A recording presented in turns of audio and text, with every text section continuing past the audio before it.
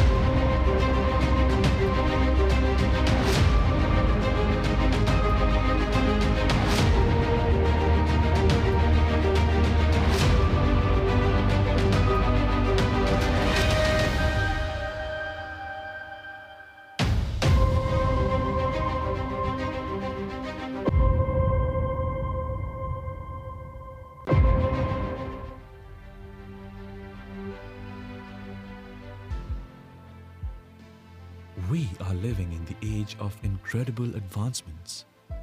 India, a nation targeting 7 trillion economy, where the building blocks of development A very good morning. Welcome you all back to the day 2 of E3 2024.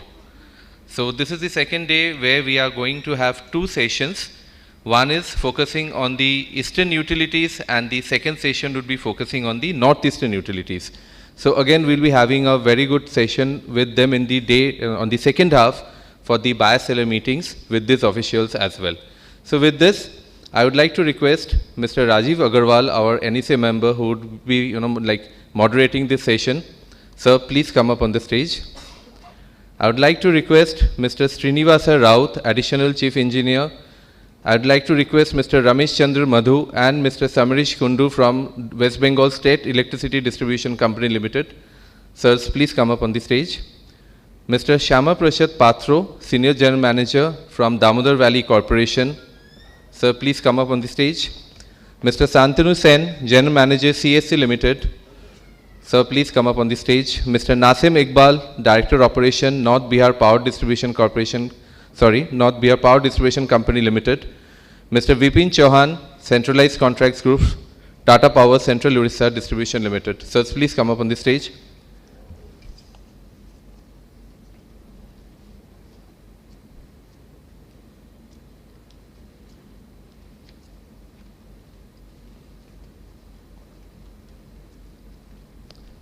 Thank you. Now I would like to request Mr. Rajiv Agarwal, NEC member, for a short welcome address and then to moderate the session. Sir, over to you.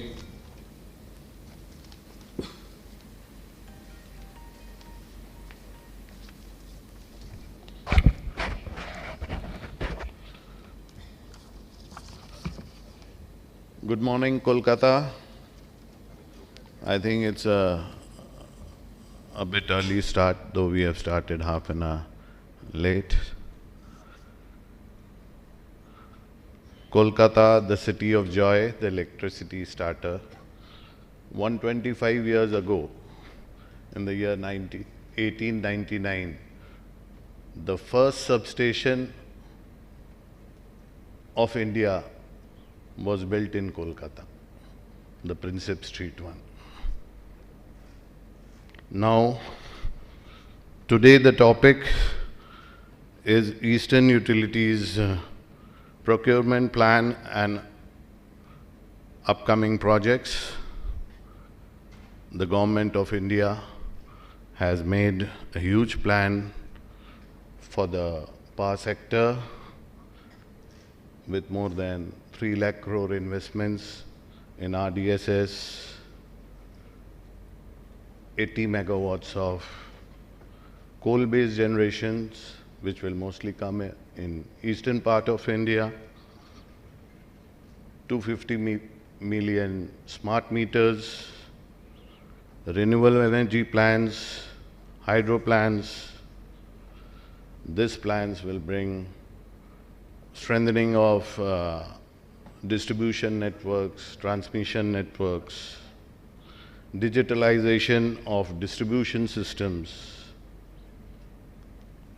power stability systems, etc.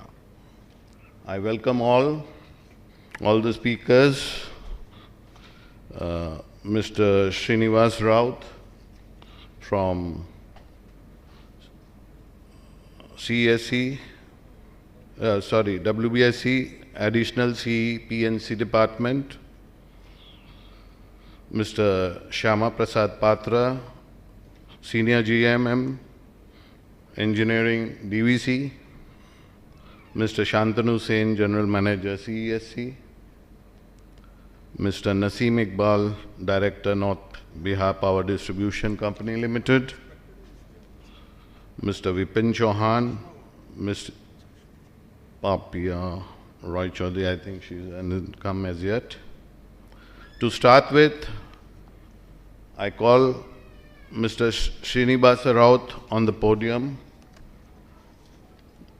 Thank you.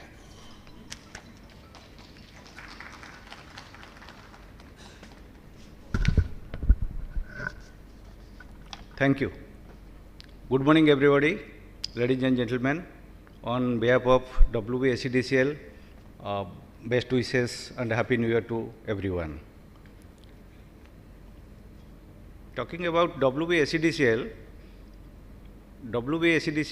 as all of you know, is the one and only largest distribution licensee in the West Bengal state, and it supplies power across the state, starting from the hill to sea.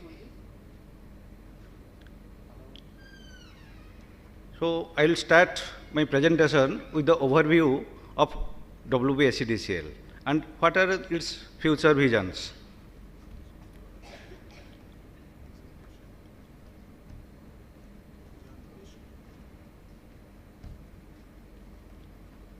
What is our vision first? Our vision is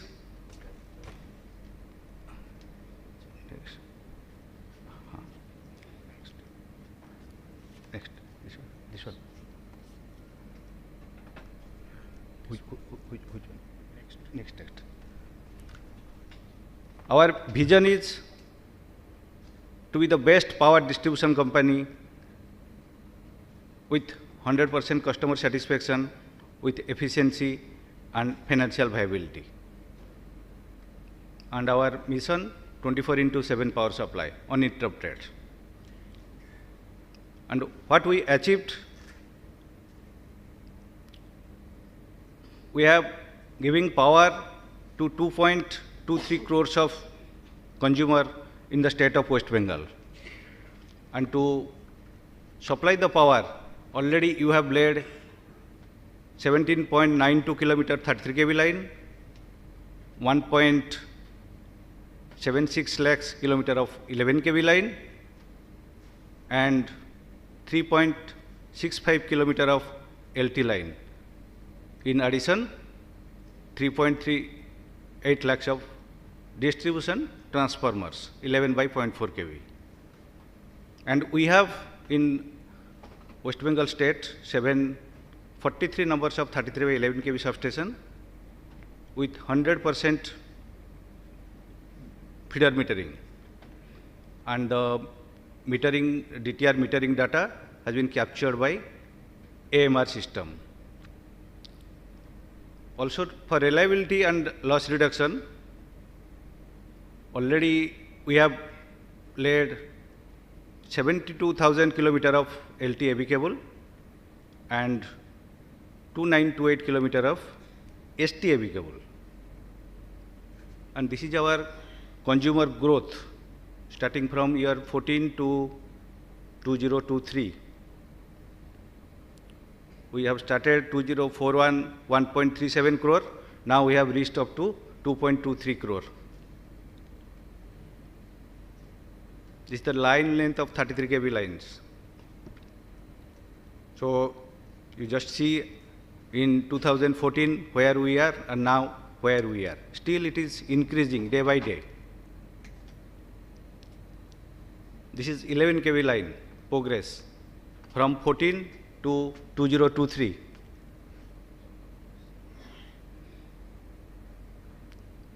LT lines 440 and 220. This is the growth in our system. Is the substations, all are distribution substations from 2014 to 2023. So we have achieved this much of target.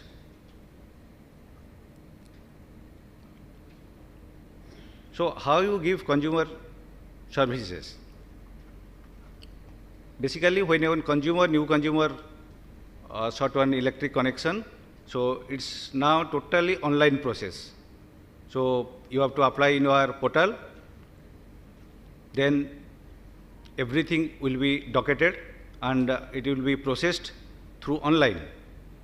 Whenever required, you may ask for submission of offline data or offline documents.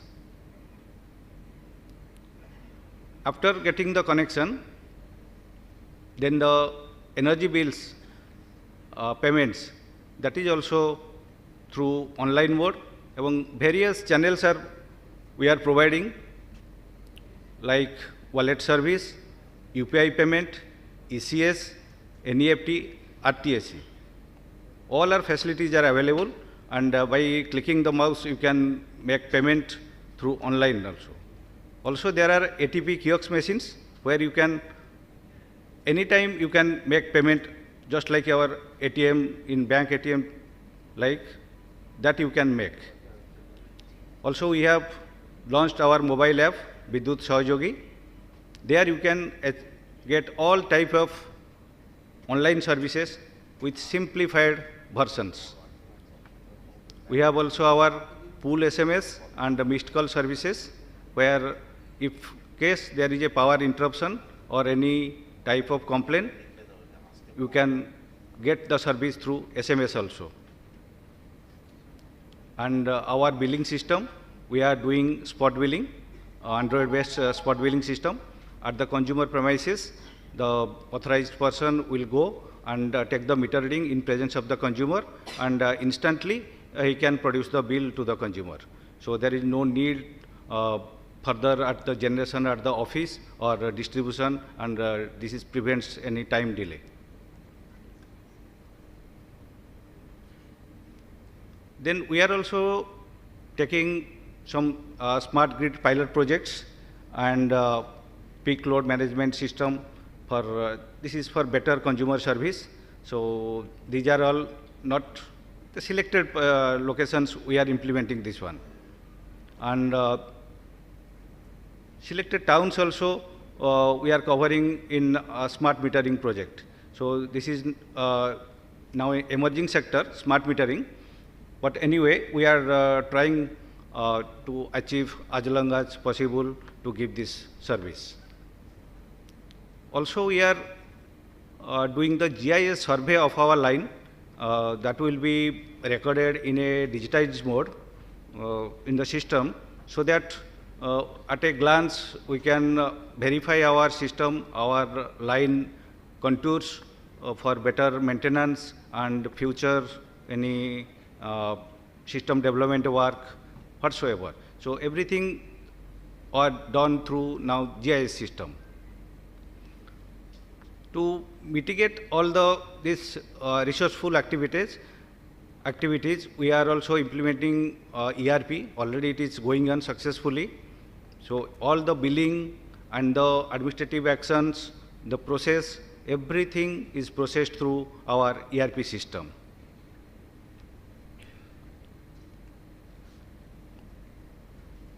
What are the future visions?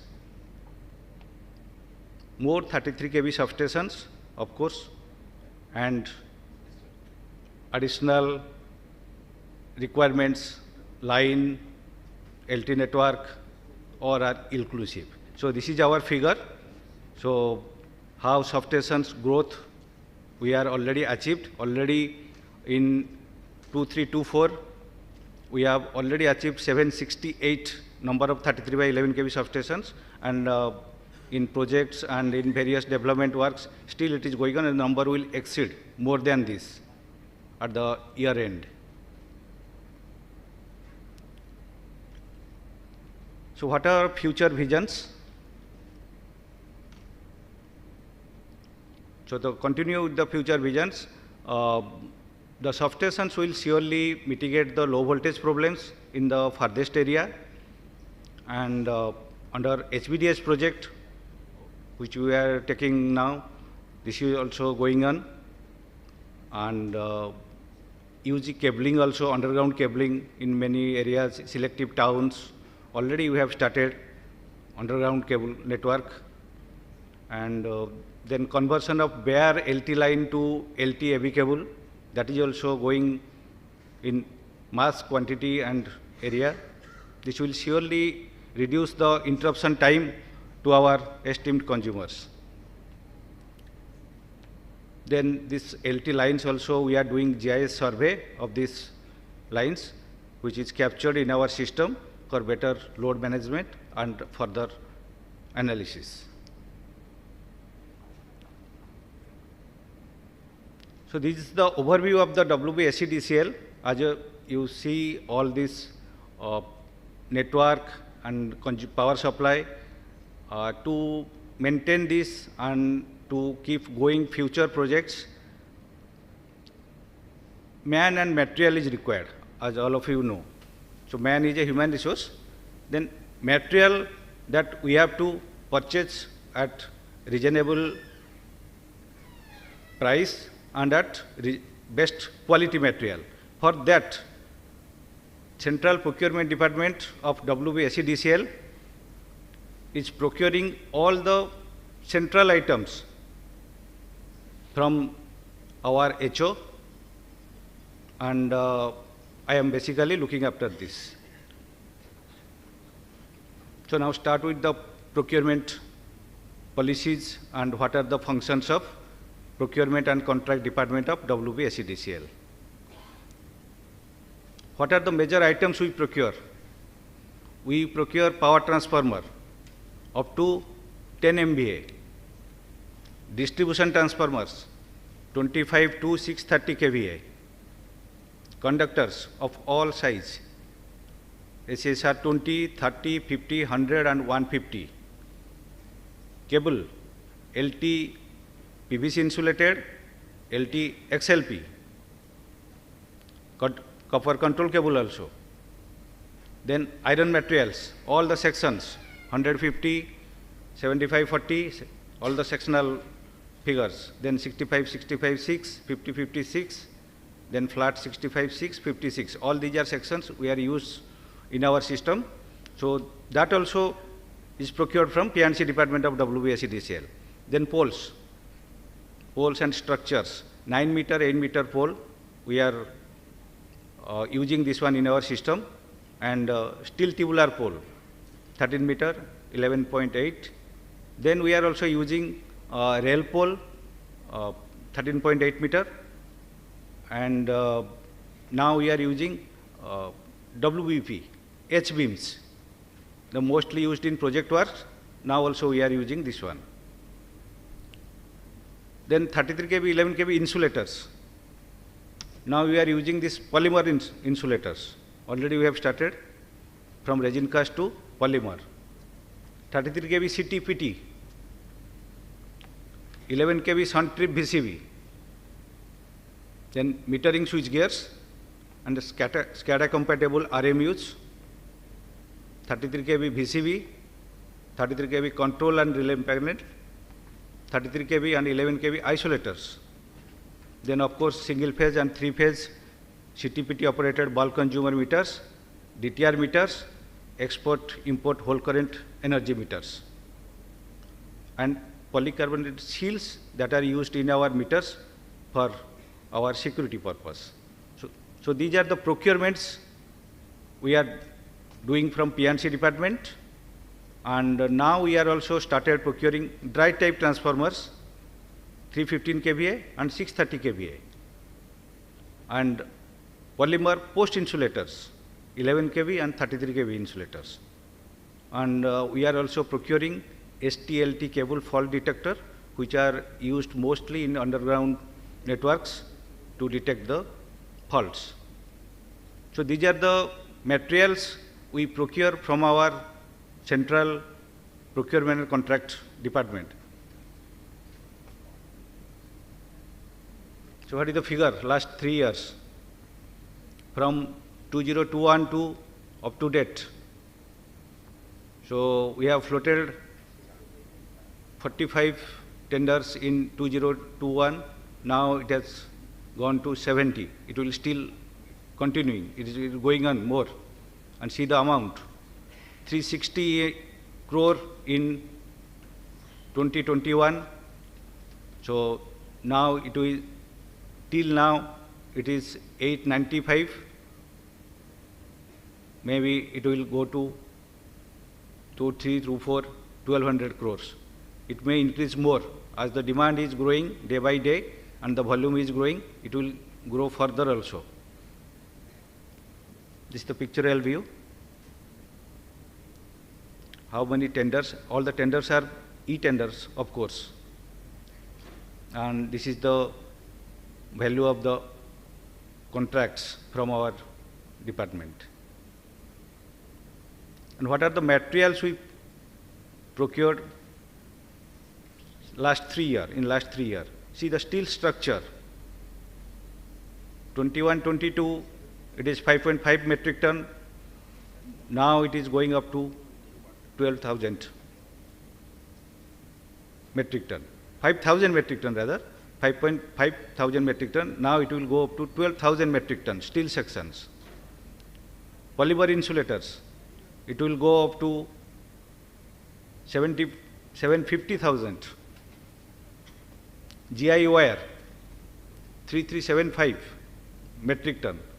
Just see the volume of the materials required to sustain this power supply in whole across the state.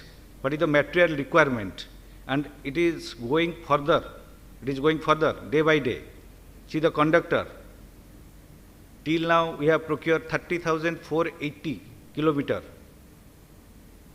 Then DTR, 11,000 in on category. Then dry type transformer, it is starting, it just started. You have started this recently. 10 MVA transformer, 80 numbers. This is 80 numbers from procurement department. This will, in addition to other our project works, that is different, that is the EPS contractors, what they are doing, that is different in addition to this. Then station service transformers, of course that is taken care of in the project. LT cables, PVC and XLP, 1417 kilometer. It will increase more as day by day we are converting the bare conductor to PVC, LT, PVC or XLP cables. So it will increase more. 11 kV cable, 443 kilometers till now. Then lightning PCC pole, see, 2,68,000. It will grow more day by day as the load demand increases. Rail pole, 1,000 metric ton. Steel beams, 2,875 metric tons. These all are going on.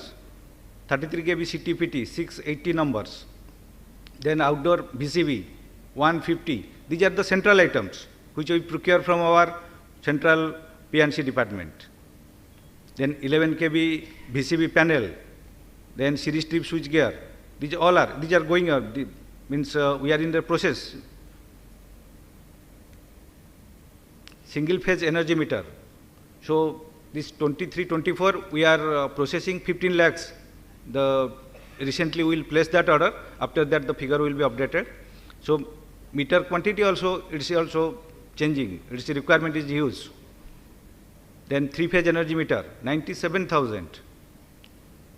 Battery charger, 125 numbers. And seals, see the numbers. These all are increasing day by day to keep the power supply steady and giving our customers reasonable power at reasonable price. What are the procurement guidelines? So we have guided by our purchase policy and our delegation of power assigned to the officers, how much you have to exercise your financial power.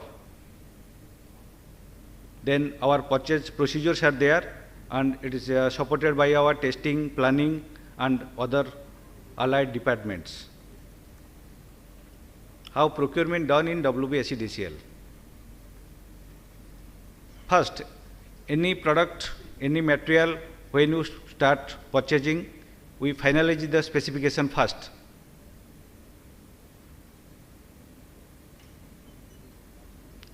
Then pre-tender meeting if required.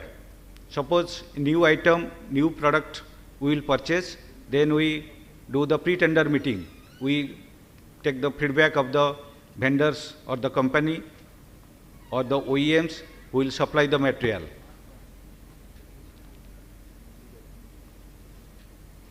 Then after finalization of the specification, we upload it to our website for public view. Anyone can view in our website the material specifications. Then we process the tender. Then the NIT is published in government e-portal website, and it is also published in newspapers also. After that, we do the pre-bid meeting to know the suggestions or any grievance or any modifications of the bidders. Then we open the techno-commercial bid. Then we do the technical evaluation and commercial evaluation also. Then we open price bid. And if the contract amount is more than 5 crore, at present we have the rule, we do reverse auction. Then we evaluate the L1 price. Then L1 price, if required, we do matching with the other vendors. That is as per our requirement. If the vendor rating, we have certain vendor rating, how much material someone has to get.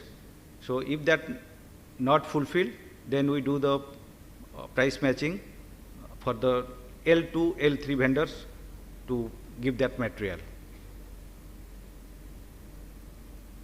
Then the proposal is approved by the competent authority, whoever it may be, as per the financial authority. Then we issue purchase order, PO. After order is issued, then the drawing should be submitted to P&C department and planning department for that approval. Then we inspect material at the factory premises as per the specification and GTP. Then DI is issued. then the material received at the central or zonal stores or divisional stores also. Then acceptance of the material at the respective stores. Then formal store received voucher is done. And that completes the process. For quick delivery of the materials, to avoid the processing time, we also have certain rule for empanelment of vendors. That means a predefined vendors, they have been already empaneled with us, and if required, we can directly ask for the price bid. So these are the fast moving materials which are required in our day-to-day operation. So these are first single phase meter, 3-phase meter of these categories. These materials has been procured through empanelment of vendor. Then DTRs, these are fast moving materials. This requirement is very fast. We cannot waste time with the processing time. Then conductors, squirrel, rabbit, dog, all size. Then pin insulator. So these are the materials, fast moving materials which are procured through empanelment of vendors. Then how you develop new vendors. To develop new vendors, we have a policy of promotional orders. So at least 5% of the maximum quantity can be given to the promotional order vendors or new vendors, subject to fulfillment of the terms and conditions.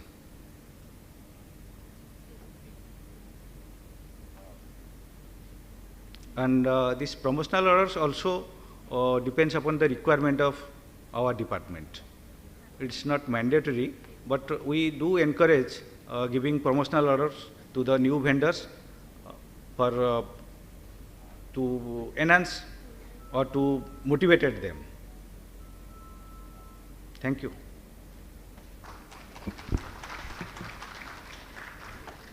Thank you, Mr. Raut. Thank you.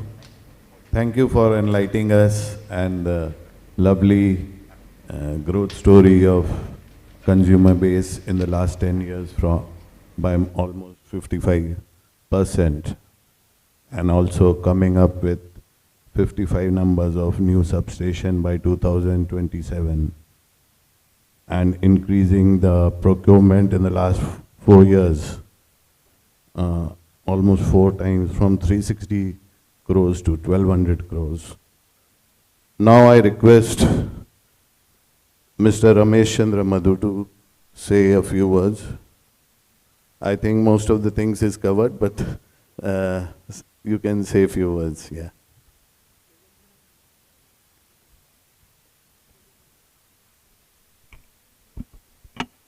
Good morning, everyone. On behalf of WBSE DCL, I welcome all the participants, vendors, and delegates. Thank you.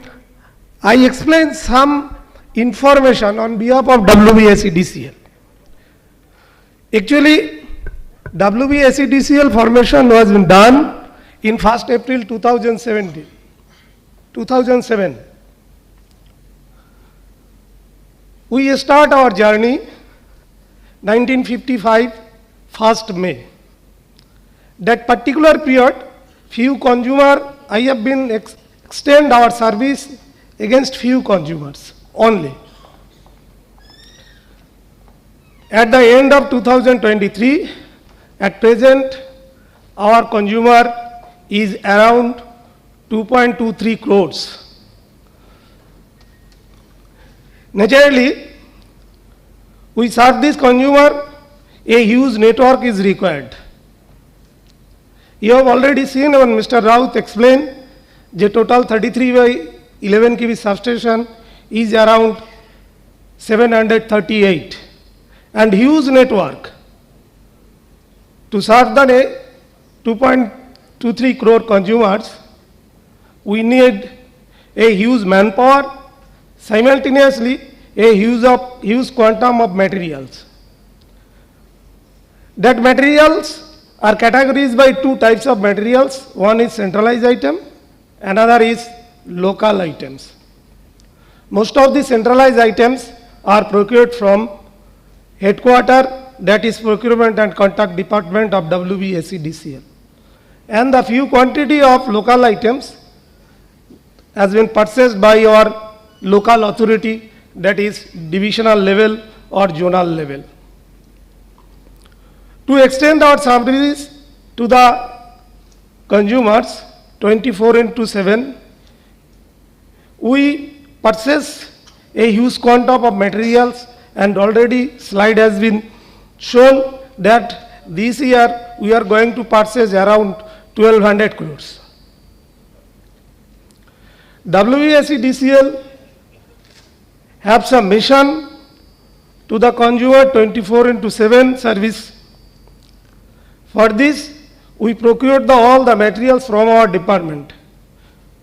I presently attached with procurement and contract departments.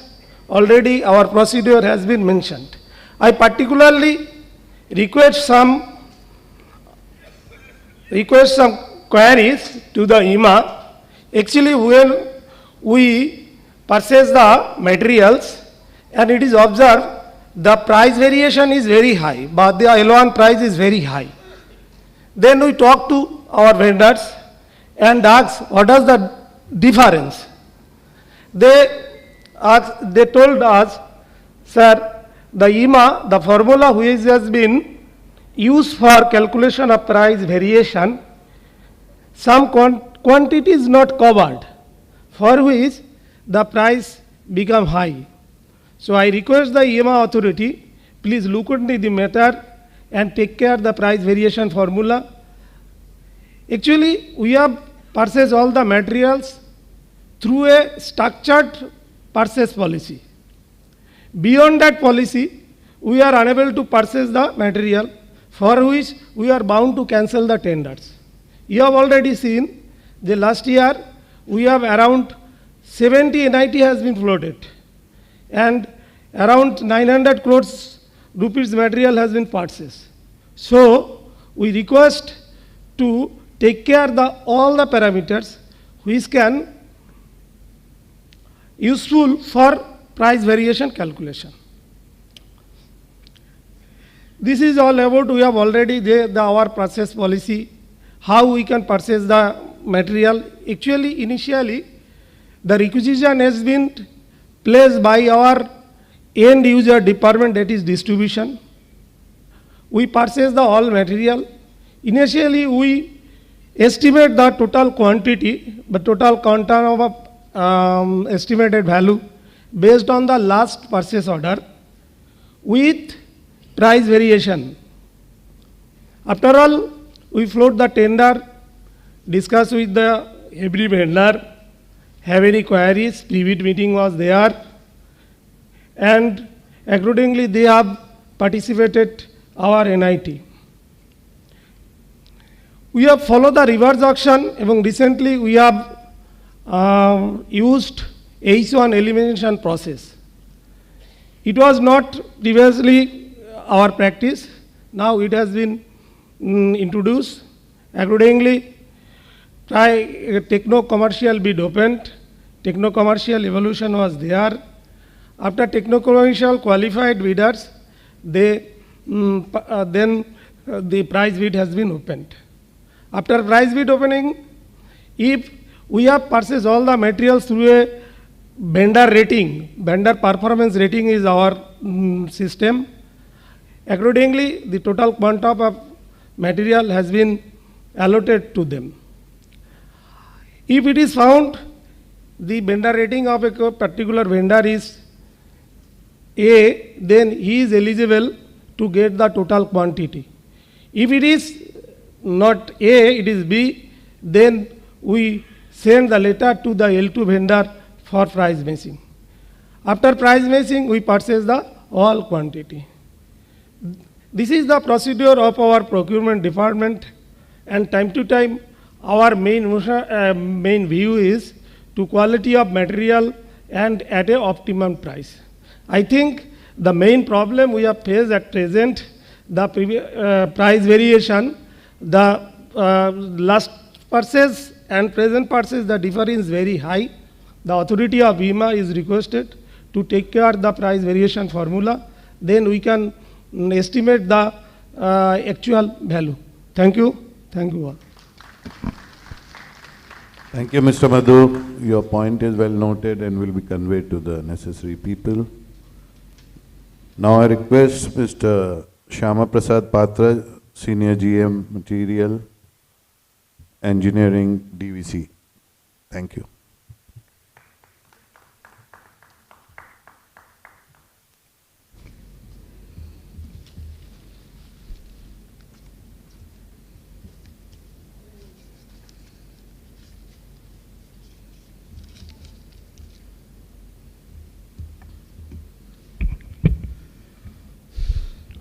Good morning.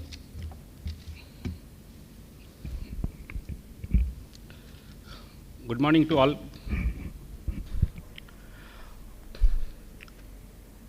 Let us start our presentation. We have made a very short presentation considering the time allotted. There is only 10 minutes. So let us start our presentation. A brief history of the inception of DVC.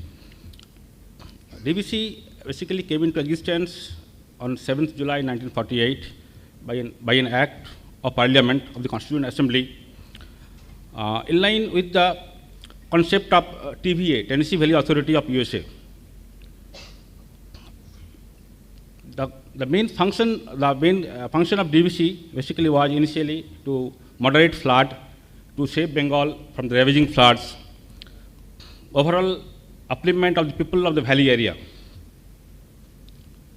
So in a nutshell, our key functions was to promote and operate schemes for irrigation, water supply and drainage, promotion and operation of schemes for generation, transmission and distribution, promotion of afforestation and control of soil erosion, soil conservation in the valley area. So while DVC was fulfilling all the mandates given to us, we moved ahead for serving the nation also. So at present, our installed capacity is around 6691 megawatt, consisting of thermals, hydels.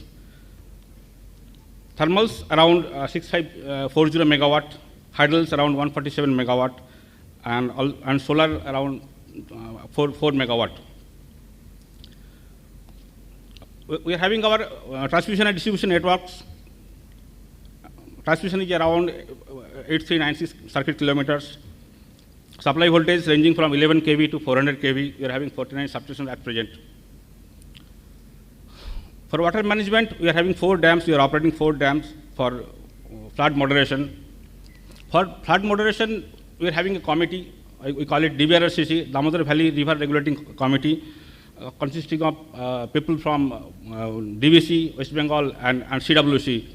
Basically, this committee control and manage the flood and discharge from dams. We are having our running mines at Tuvet. Its capacity is 6 MTPA, and it is in Jharkhand.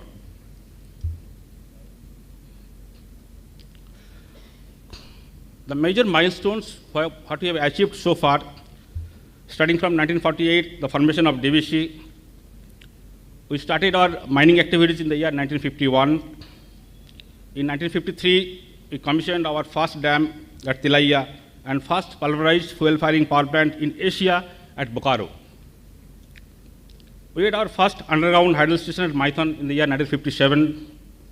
First reheat unit of India commissioned at Chandrapura.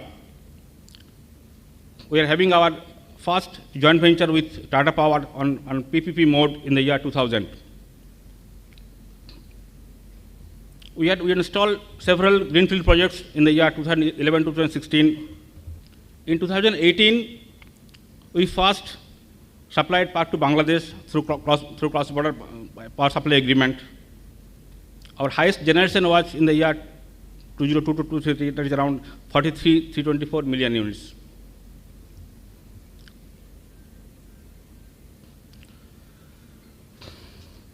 In line with the ambitious expansion of thermal power capacity addition in India, DVC has also taken up the expansion plan,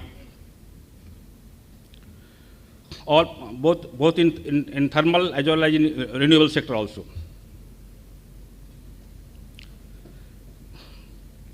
At present, we already told installed capacity is 6691, and the lion's share is thermal only. Until 31-32, our target for capacity addition, total capacity installation will be around 17 gigawatt.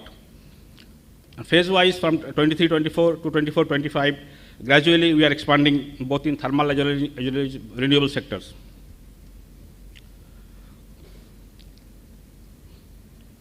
And I hope, and we'll be doubling our present installed capacity, I think, in the year 28-29 itself.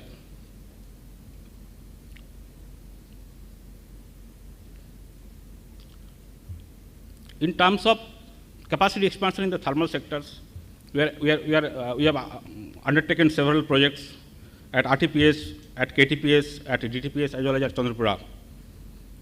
These are all brownfield thermal expansion projects. For RTPS, the capacity addition will be 2 into 660 megawatt supercritical units.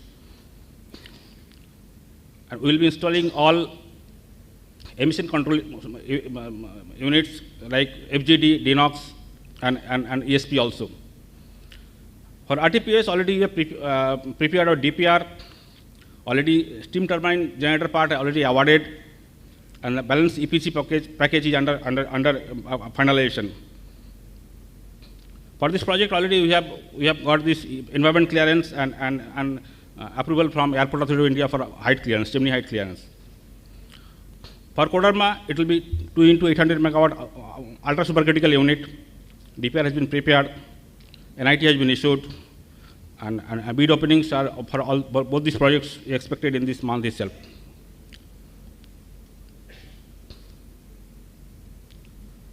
For Durgapur also, DPR is under preparation. It will be a single unit of 800 megawatt ultra supercritical units.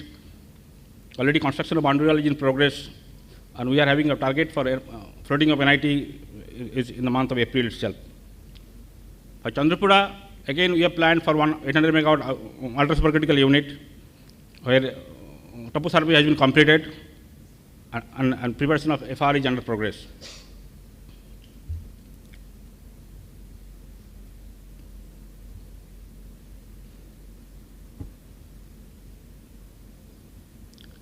In the part of renewable energy, solar, we have taken up solar, for which already 10 megawatt of ground-mounted solar already we have work is completed, and guaranteed is under progress.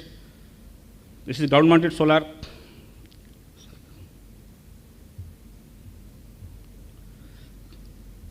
And for floating solar, of 30 megawatt capacity at MTPS, RTPS, and KTPS on raw water reservoir, work is in progress, and expected to be completed by August 24. For ground-mounted solar at Panchayat, work is in progress and expected completion by April 24. We are also having our solar project that will be developed through joint venture mode. Already we have formed a JV with NTPC REL, Green Valley Renewable Energy Limited, for development of 755 megawatt solar at Tilaiya Dam and Panchayat under UMREPP scheme of MNRE, out of which 155 megawatt at Tilaiya block and 750 megawatt Panchayat already has been awarded. We have also formed another JV with SJVNL, Satluj Jalbudri Nigam Limited, for development of 234 megawatt floating solar PV at DVC Maithon Dam.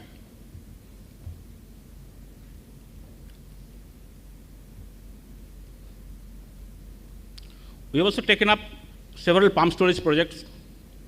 At Lugu Pahad, we have already completed our feasibility report in the year 2018. DPR is under preparation.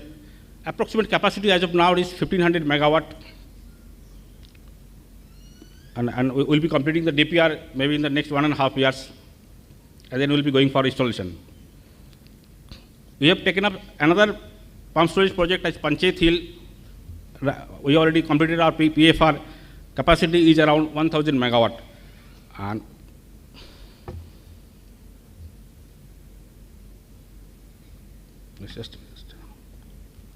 Capacity is around 1000 megawatt. Capacity is around 1000 megawatt. PFR is completed and MOU has been signed between DVC and WBSEDCL for development of this project for JV mode.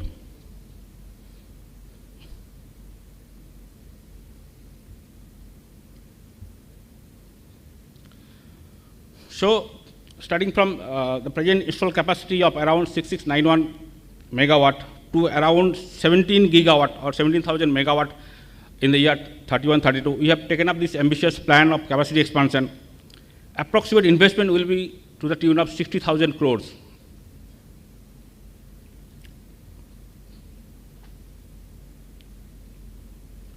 The major electrical equipment that will be procured for these upcoming projects, thermal projects, mainly 660 megawatt and 800 megawatt. These are the brief list of materials that will be procured for installation of these projects. Generator, neutral grounding transformer, NGT, NGR, bus duct, generator excitation system, DAVR, protection relay and metering system, 400 kV switchyard, various transformers, various switchboards, emergency power system, control and relaying system, DDCMIs, illumination system, power and control cables, earthing and lighting protection system, SCADA, different ST drives, 11 kV volt or 3.3 kV voltage level, various LT drives, 415 volt LT drives. We will be installing ESPs, where we will be having SPTR, collector plates, emitting electrodes, wrapping systems.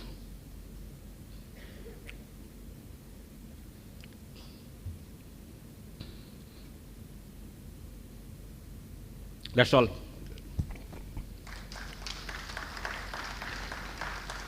Thank you, Mr. Patra.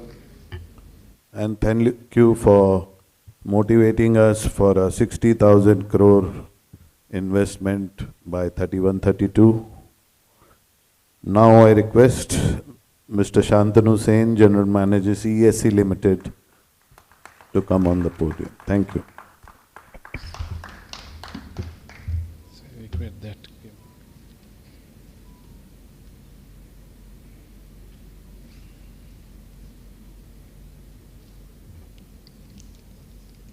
Good morning. I'm from CSC. We produce electricity and distribute electricity. Don't manufacture any products. We use your products, members' products. But we work very closely with all the vendors, all the manufacturers, so that they produce materials of our need, of our requirement. So I have very small presentation with me.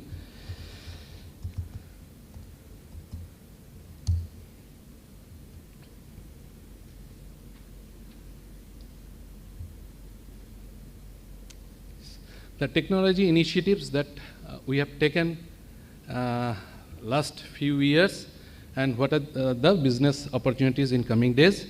As Aurora sir was saying that Princep Street, where we started 125 plus years ago, and fortunately I am sitting in that area, the Chandni area, Princep Street, 6th floor is my office, and I feel proud that in that office, it's engineering office, 5th floor and 6th floor is engineering office, and below that we have 220 kV GIS, 132 kV GIS, 33 kV GIS, 6 kV AIS, 11 kV AIS, distribution transformer. It's a training center for us. So in the same building, we have that much of power, and almost 500 megawatt of power is being spread. That is power centers. More than 500 megawatt is being spread all over Kolkata from that central location. And incidentally, that Chandni area, if you walk around, you will see so many electrical shops. The cable, the lights, pumps, fans, everything you will get.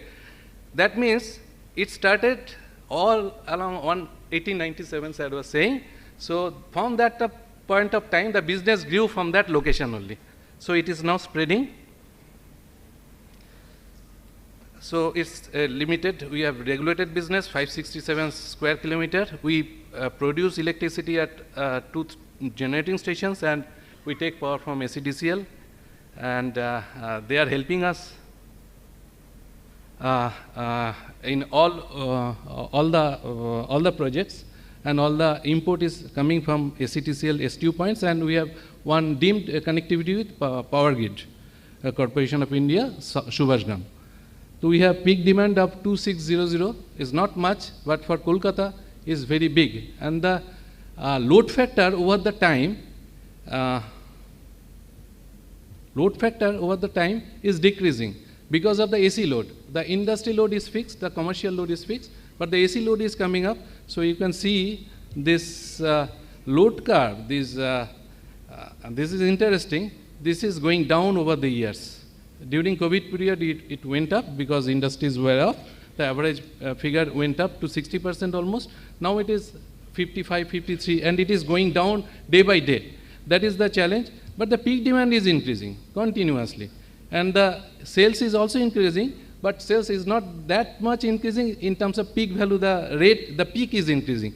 Our loss figures are low, is very good. Now, considering the all voltage levels we are operating, 220 kV to 3.3 kV legacy system, 20 kV legacy system we are still maintaining. For all the utilities, the same things we are procuring. For everybody is power transformer, cable, AIS, GIS, and upon that we are additionally procuring the SCADA and automation equipment from Long. We are procuring fiber cables also, and we have our own fiber network, CSE owned fiber network. The challenge is very high. Electricity business is very, very complex. It was complex, it is getting complex day by day, as because the renewable energy is coming in. It was one-way flow earlier, now the flow is bidirectional and multi-directional nowadays. So visibility of the network, entire network is very important. So on the automation front, on the SCADA front, we have to invest. So people sitting over here must think of that, and the cost will be high, definitely the automation cost and the visibility of the network will be cost, but if we work together, we can develop something which will be cost effective, so that the consumer doesn't have to pay much. Every day, new regulations are coming, consumer rules, regulations, then open access and GNA, that is hitting the DISCOMs in a big way, and also the tariff. You have seen, most of you are from Kolkata, so tariff doesn't increase for long. So regulatory assets are piling up, and that is why DISCOM should be very, very innovative in terms of cost. New projects in coming days to meet the future demand. We have a plan to upgrade our Titagarh substation to 220 kV. It's now at 132 kV. Last 2 years back, we have upgraded our Kosba substation to 220 kV with help with STU, WBACTCL. We have a plan to update our Howrah point at 220 kV. So there will be GIS, 220 kV GIS, 200 MVA transformers, and AIS, 30 kV GIS also, and lots of 220 kV cable and 132 cable will be procured for those import point upgradation.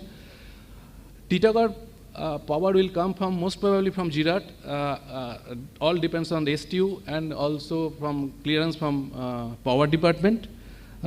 So that will be, that transmission line will be built, and we are working on EPC mode also nowadays. So we are not doing on our own, so that will be good business opportunity for many of you. On the digitalization front, recently we have commissioned our metaverse of CSC. You must have seen. So please go through our website and see how it works. And we are going to have some small pilot on inward-looking metaverse, so that our operational efficiency and operation becomes easier through that metaverse process. So I don't know how that will work, but we are doing some pilot on that.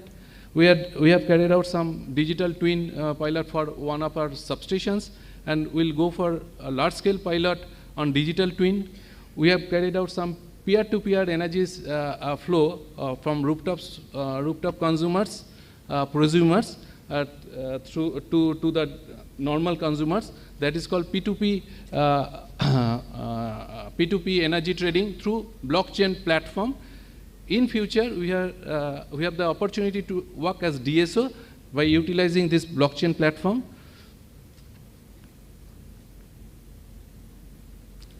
And on the new age technologies, we have gone for IoT and IIoT, advanced metering infrastructure we are having from long time, and some maintenance with low-cost vegetation management maintenance we are doing. We are doing small experiment on AI/ML-based capex planning. We procure distribution transformer based on analytics. We don't procure anything without any analytics. On the green front, the company as a whole, organization as a whole, has a target of 3 gigawatt hybrid solar and wind power, and we are acquiring 50,000 acres of land shortly, and that plan is going on. We are in the green hydrogen project, 10,500, it's not large, but that project will come up very soon. We are in the EV ecosystem. We have carried out some small pilots with EVs and also installed some electric charging stations. Almost 60 megawatt of power has been asked by WBTC, State Transport Corporation, for electric vehicle charging. They will have big buses. Already 100 buses are running. Some more buses will come up. So we are ready with cable, switchboard, but they are not ready with the buses. That's why the commissioning is delayed. But these things will be commissioned very soon. We are promoting electric cooking, and the BESS. We are working with IFC now. They have granted very small amount to us, and they are carrying out some feasibility study of BESS on grid scale, and as well as in distribution level. So what, from the very beginning, I am saying that we need to be very, very innovative, to be cost effective, and to give good supply to our consumers. So at this point of time, I'd like to say that we had applied for patents from long time for various subjects, various topics. So last 4 or 5 months, we have received 4 patents, and recently we have received 2 patents. So one is for the smart metering, through which we are monitoring the theft control. If one area is under surveillance, physical surveillance, still we are not getting the clue. Utilizing smart meter technology as well as the online monitoring through application system, we are getting information and taking action against that area, taking action against those people. So that was patented, and also smart online monitoring of distribution transformers and power transformers, that has been patented, and also the smart grounding system monitoring from remote. So these were patented. With this, I would like to say to everybody that we want to work in a collaborative way. We want to develop product so that our customers become savvy. Thank you so much. Thank you, thank you. Thank you, Mr. Sen, for in a very short span you have given us a big vision. Thank you. Now I request Mr. Naseem Iqbal, Director Operation, North Bihar Power Distribution Company Limited.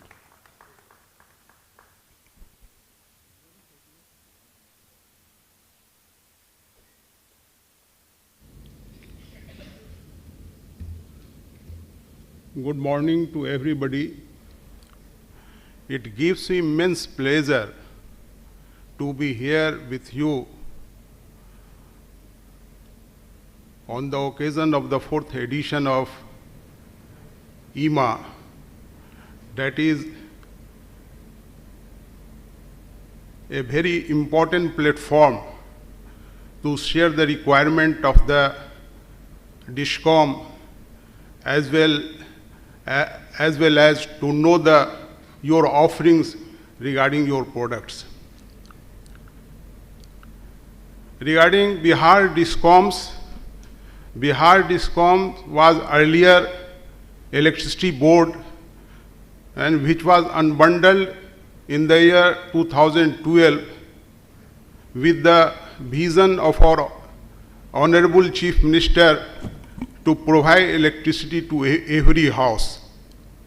And that we have achieved within a period of 6 years only, which the vision started in the year 2012, and 100% house has been electrified in the year 2018.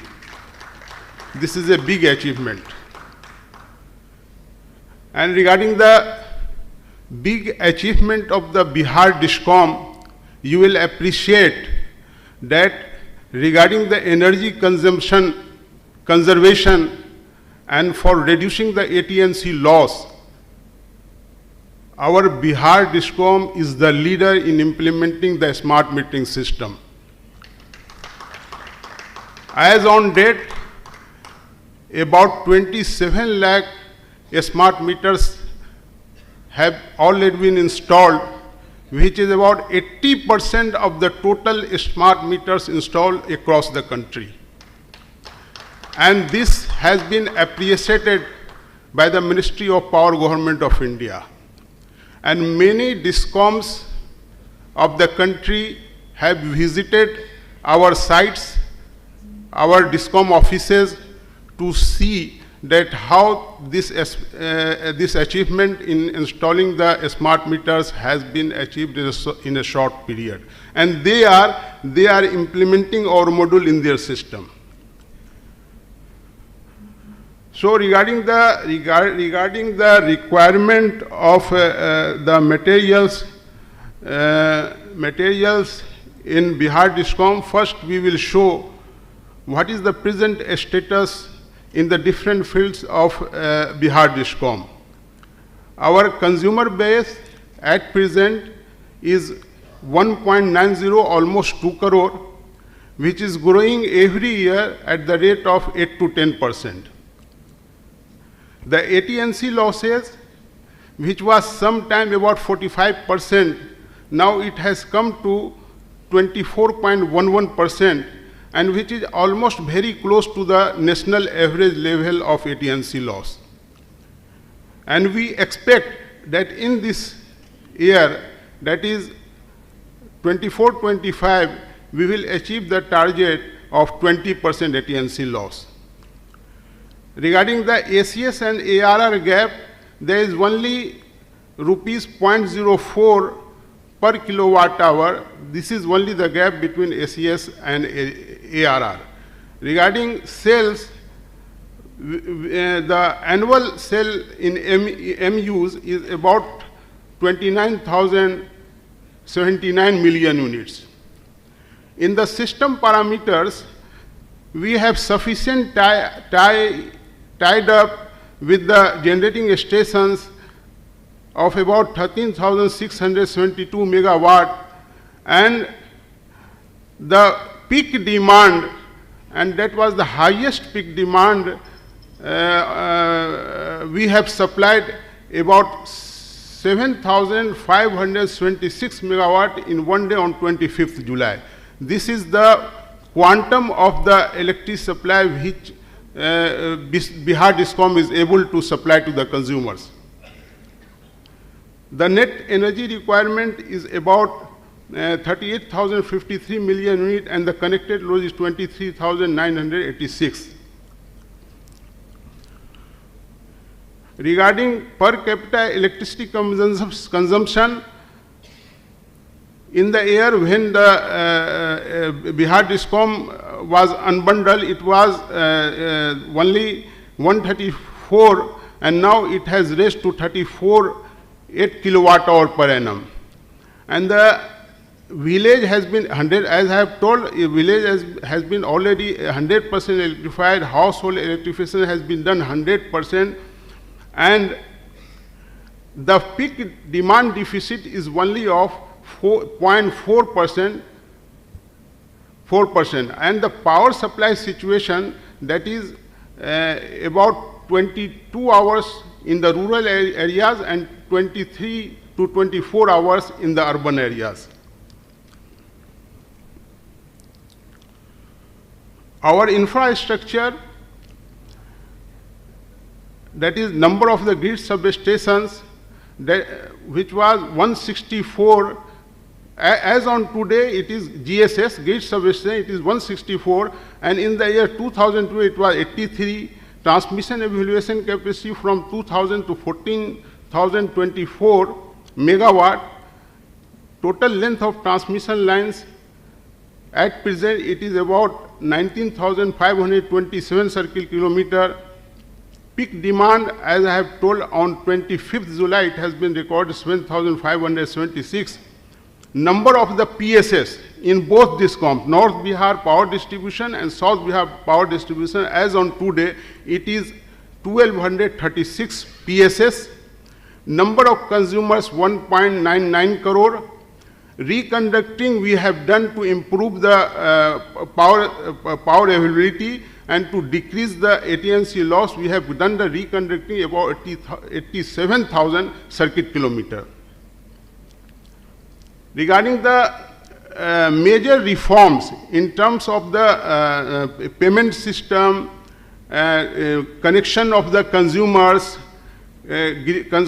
consumer grievance redressal system, we have implemented the digital appliances and digital platforms for all these requirements. Suvidha application is there, online facility to new service connection, change in load, connection in basic details of the consumer, consumer grievance redressal, customer care center, that is 1912. This is the consumer mobile app dedicated to consumers only. Subsidy transformer and DBT amount of subsidy passed on directly to the consumers. System metering, which I have told that apart from the consumer smart metering, we are also providing DT meters, smart meters on DT and the feeders.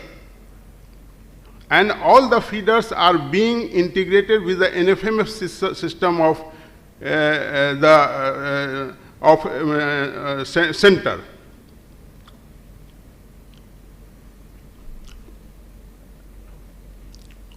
Regarding our achievement, we have implemented SAMAST in SLDC. SLDC, we have got the LDC Excellence Award, awarded A+ rating by Power Finance Corporation. In the operational turnaround, we have got the rating, SBDCL has got the rating from D to B+ in the year 2023, and NVPDCL from C+ to B in the year 2023. In the financial front, we have earned a profit of 215 crore in the financial year 2022 and 2023.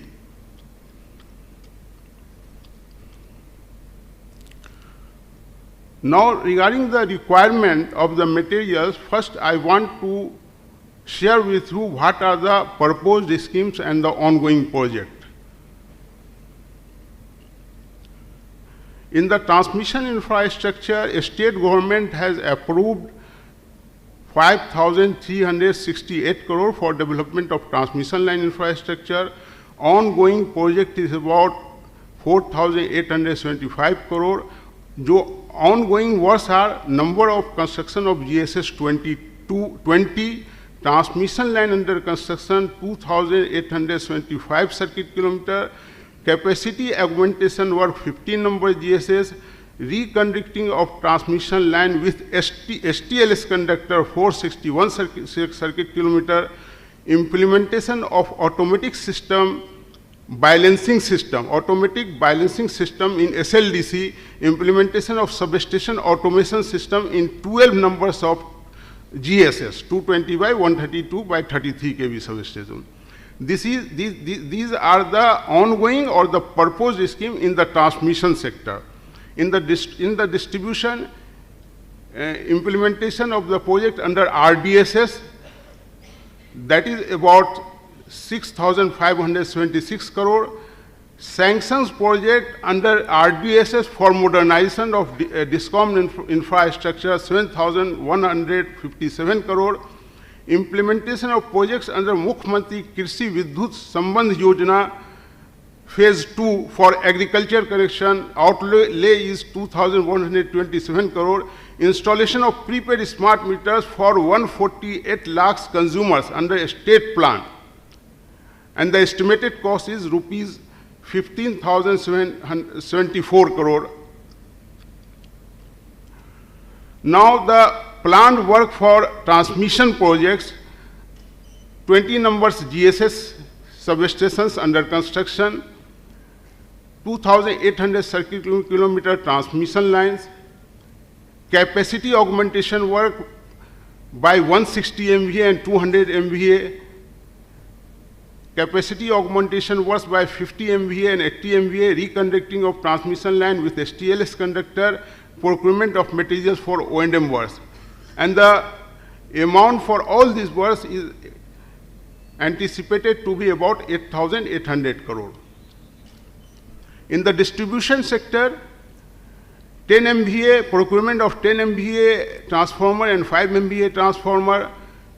In the last 5 years, we have made procurement of 10 MVA and 5 MVA transformer to the tune of 123 crore, and the projected procurement in the next 10 years, that is about 300 crore.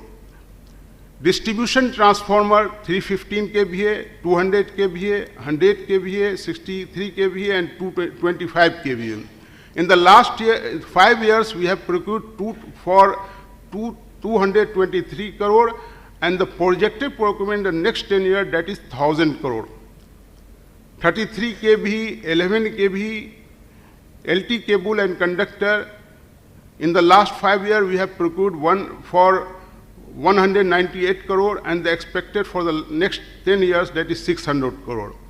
Meter, single phase, 3 phase, LTCT, 11 kV and 33 kV. In last 5 years, we have procured for rupees 464 crore, and the expected for the next 10 years, that is 6,500 crore. 11 kV and 33 kV metering unit. In the last 5 years, we have procured for rupees 13 crore, expected in next 10 years 30 crore, 11 kV and 33 kV VCV. In the last 5 years, 84 crore, expected in next 10 years 300 crore. DPC wire and strip and AC wire for our TRWs, Transformer Repairing Workshop. During the last 5 years, we have procured for rupees 68 crore, and for the next 10 years 200 crore. Transformer wire. In the last 5 years, 83 crore, and the next 10 years, 300 crore. So in the distribution sector, in the next 10 years, there is a huge volume of materials to be procured, amounting to about 10,000 crore.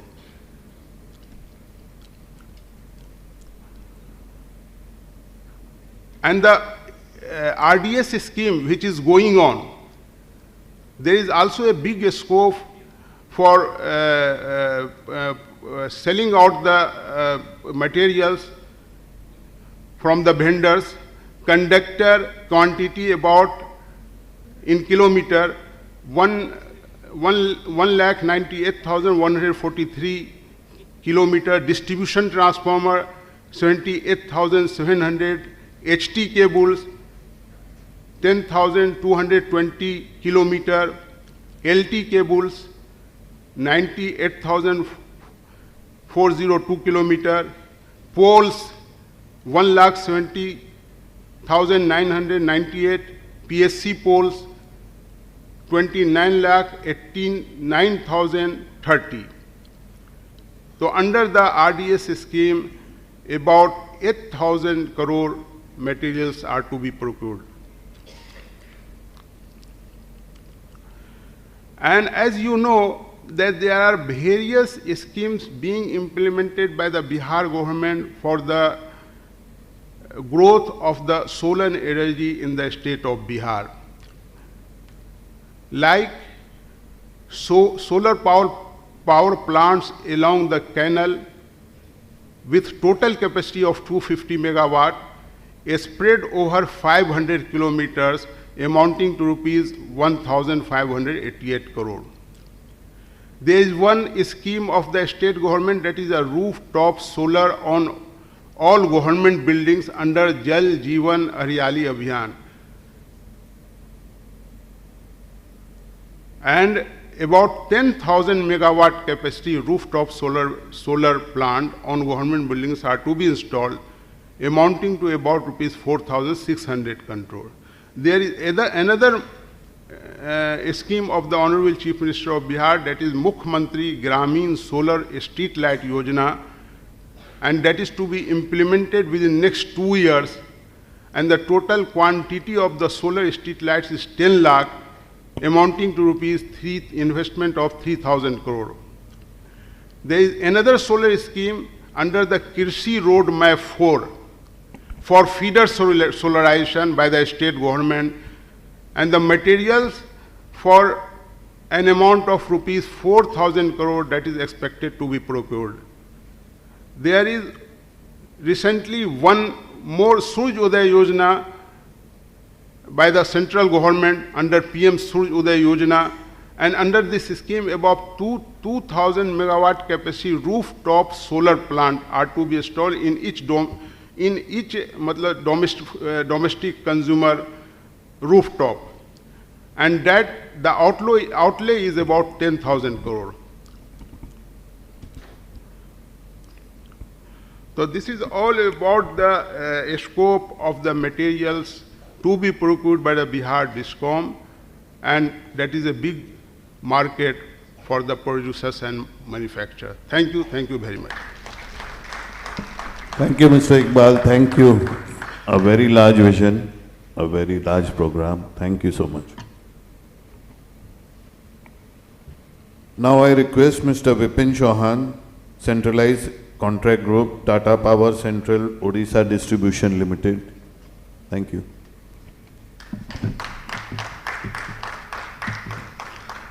So, good morning all. First of all, I extend my sincere gratitude to IMA team committee for inviting Tata Power in this wire seller conference, E3, sharing my procurement plan for next 3 to 4 years. So this is the unique platform where we can collaborate and align our strategies to grow and success in future. So on behalf of Tata Power Odisha, I am Vipin Chauhan, Head Central Contracts Group, presenting the procurement plan for next 3 to 4 years.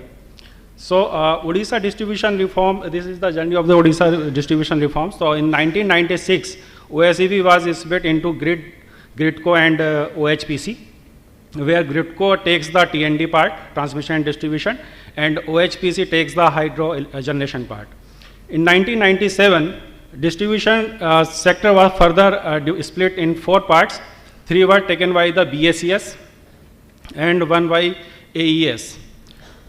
In 2005, AES walked out by Cisco, and OEC revoked the license of AEC. In 2015, remaining 3 discoms were also revoked by the OERC, and whole privatization journey was started after 2015. So eventually in 2020 and 21, 4 discoms were reformed, TPCODL, TPWODL, TPSODL and TPNODL.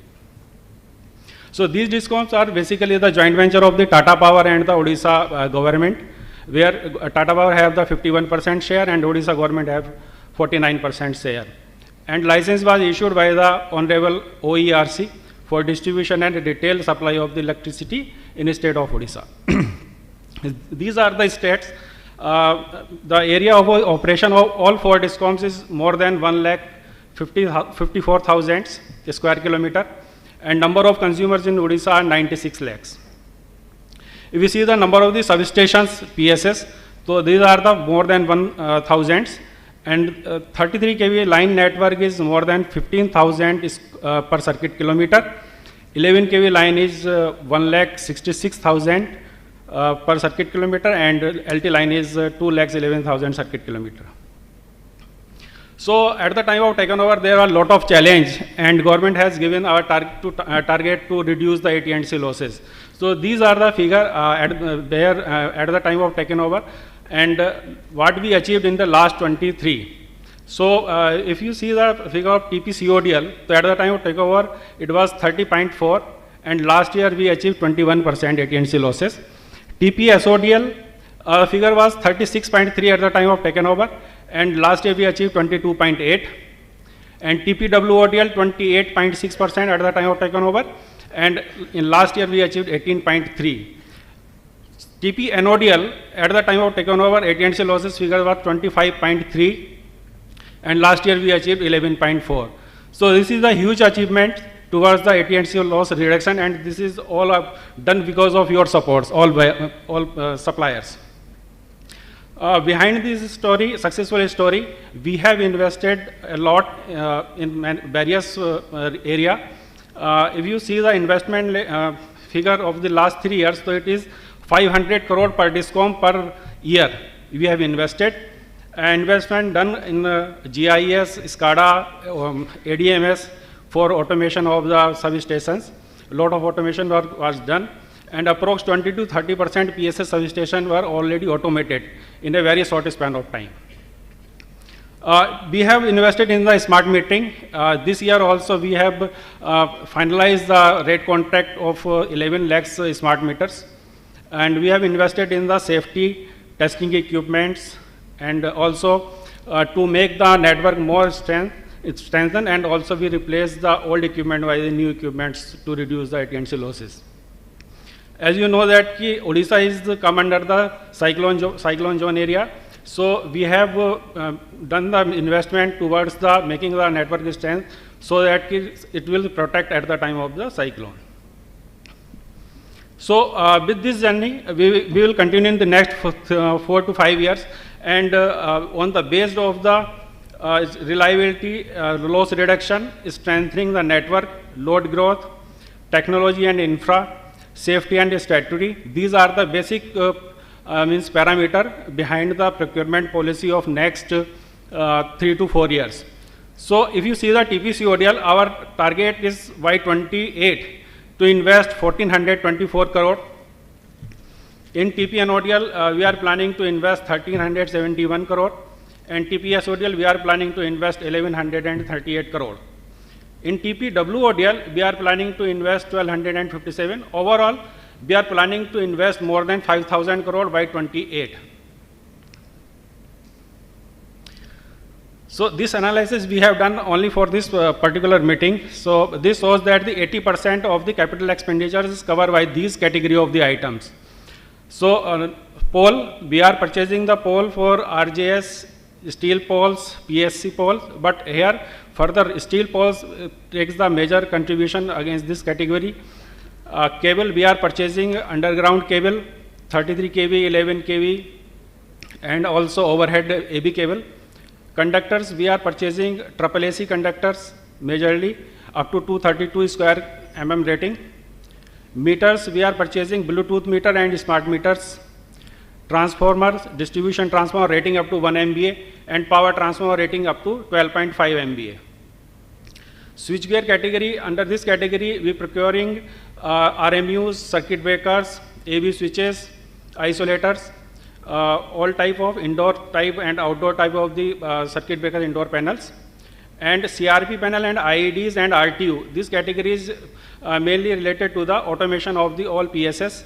So we have done a huge investment against this category, and also planning to invest in this category so that our next 2 to 3 years we will be able to achieve the 100% manpower-less substations.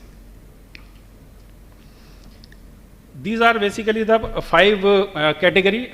On the basis we have planned the procurement, we have scheduled the procurement plan for next 3 to 4 years. If you see the safety and statutory, so load forecasting software, safety tools, interposing pole, testing labs, boundary walls, fencing, testing equipments, these are come under the safety and statutory category. Loss reduction, replacement of conductor, AV cable, cables of DT meters, smart meters, back and infra software, poles, switchgear and CRPs. control and relay panel. Under the reliability parameters, so mainly is focus on the automation part.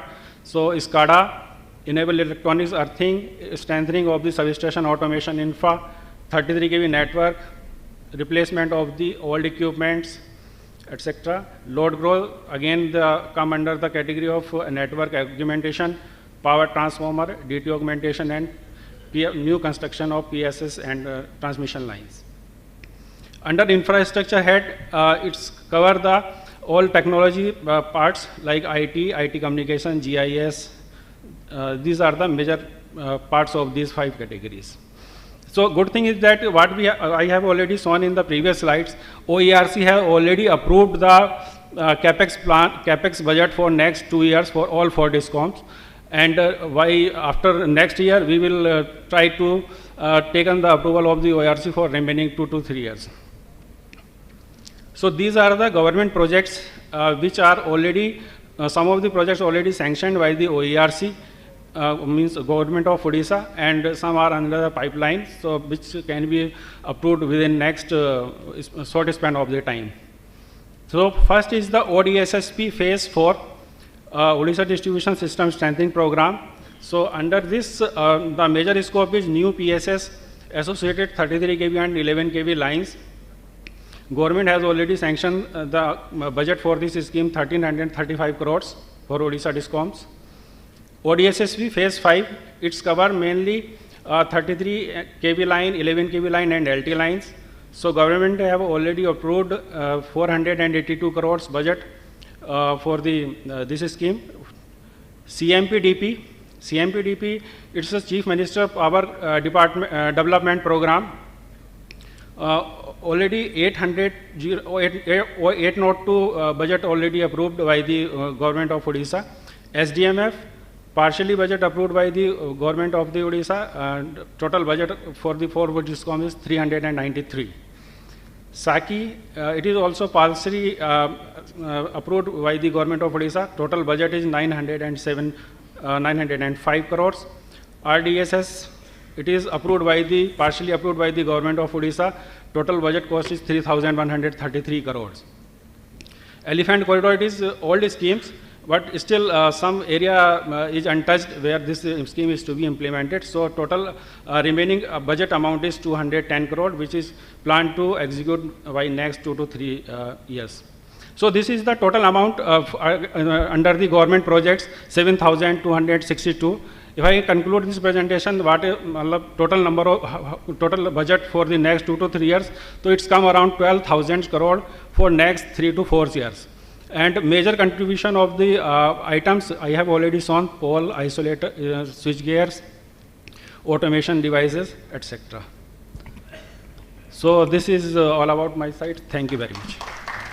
Thank you, Mr. Vipin Chauhan. Now, since there is very less time, we'll have a quick question-answer session. As in the agenda, people may ask some questions if they want. Very few questions and very short ones. Okay? Thank you.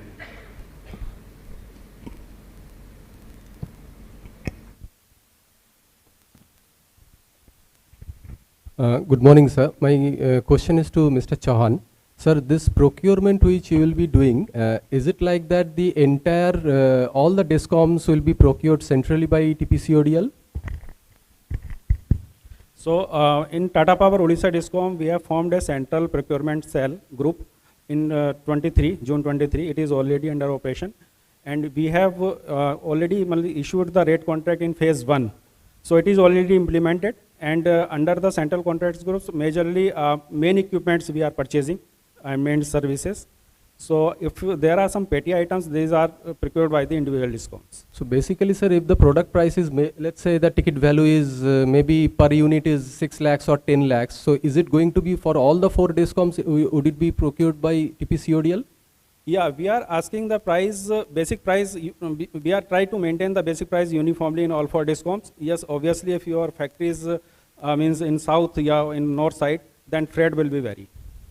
No, our thing is that as a vendor, if we have to approach all the 4 utilities separately, then it will be very difficult. So can we approach centrally? Yeah, you can approach centrally. So basically, TPCODL is the nodal body who will be procuring for all the fours, for major items. TPCODL is not the nodal body. Actually, what happened, we formed a central procurement cell. We have taken 2 or 3 employees from all 4 discoms and make a separate group. Okay, and that sits in Bhubaneswar. In Bhubaneswar. Thank you, sir. Okay. Thank you. One more question from there.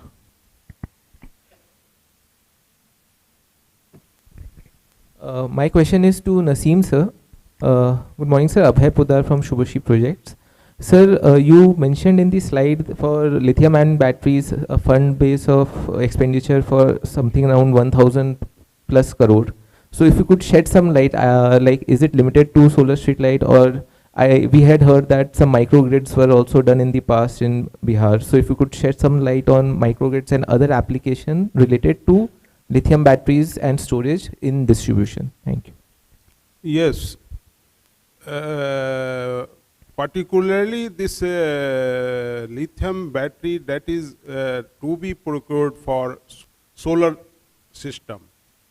But in the distribution also, we are replacing the batteries by the lithium batteries. It is our plan to replace by this, because this has been found and this has been reported to be performance very good. So we are thinking over this to procure the lithium battery now. Even at substation level? Yes. Where lead acid batteries are there for substation level, even there? Yes. Those batteries we are now becoming defective. Now we are proposing to procure the lithium batteries also. Okay, thank you. Thank you, Pada. Anyone else? There was a very... Yeah. Naseem sir, I have questions for you also. That is myself, Devashish Das from Bait Power Service Private Limited. We are basically OEM of the battery charger and also ACDB, DCDB. So how can I go to the vendor, registration? It is through online or offline? No, actually this is offline. You have to approach our project department along with your credentials. Okay. And the previous purchase orders and other documents. And performance also, performance also. So okay. You have to approach our project department, and if as per the criteria your documents are there, then you will be definitely registered for procurement. Is there any registration fees for that? No, no registration. Okay. So we have to go on only procurement department only? Yes. Okay. So is there any specific persons, can you please tell me so that I can contact with him and... yes, there is director project. You will contact his office. Okay, yeah. Okay. There is already a constituted committee, yeah. And to that committee you have to submit your documents. Okay. And then based on the evaluation you will be registered. So generally how many times means required for the registrations so far, if you tell me? If all the documents are as per the eligibility criteria, then it will take maximum 15 days time. Thank you. Okay, thank you, sir. Thank you. There was a question on my WhatsApp, not to be named, to Mr. Raut. You have told the various procedure of tendering and quality checks, and the last question was, when do they get the payment? That was not the part of this.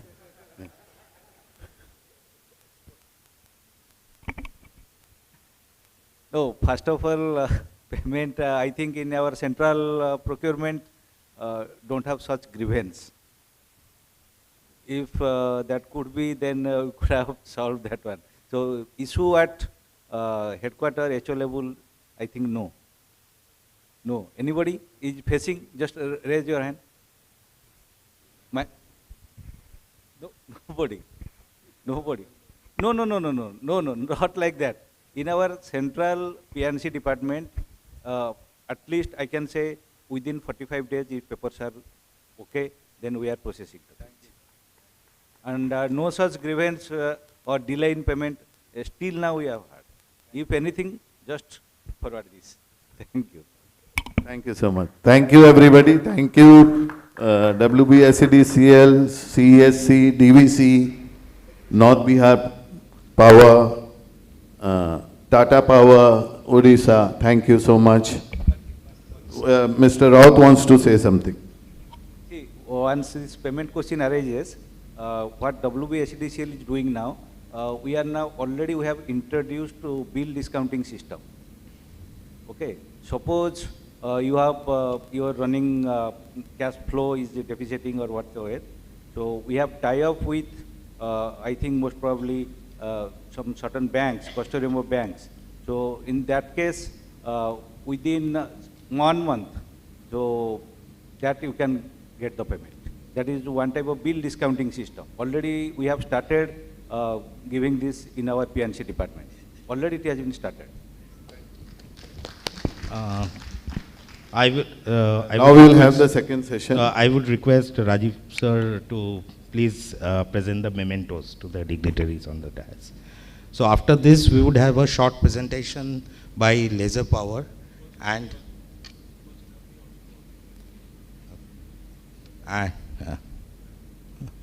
we would request Mr. Siddharth Bhutoria, NEC member also, and Devesh Goyal, chairman,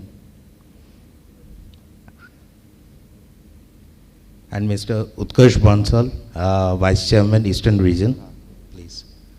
Parag Saraf.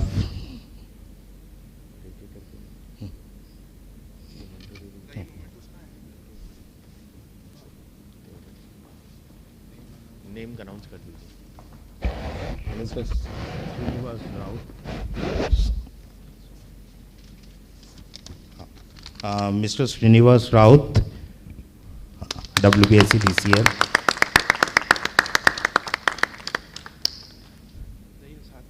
Mr. Ramesh Chandra Madhu, WBSC DCL. Mr. Devesh Goyal, I request Mr. Devesh Goyal to please.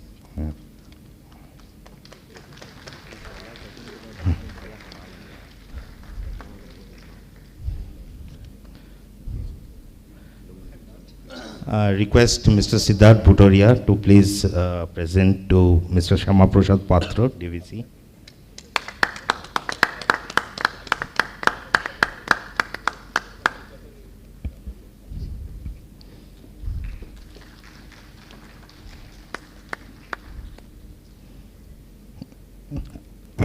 I would request Mr. Parag Saraf to please present it to Mr. Nasim Iqbal, North Bihar Power Development Corporation Limited.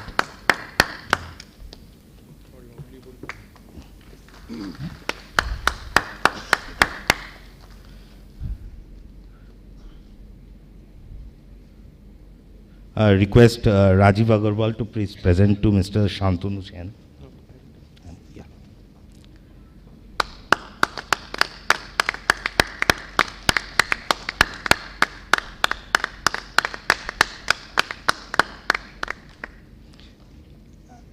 And I will request Mr. Utkarsh Bansal to please present to Mr. Vipin Chauhan from the TPC ODL.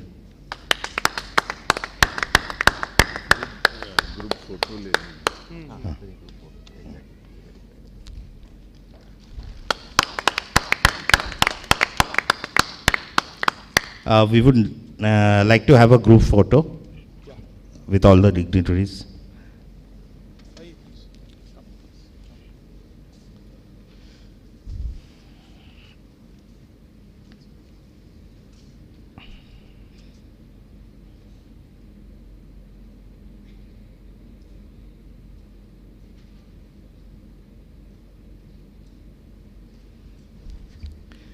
We will now have a short presentation by Mr.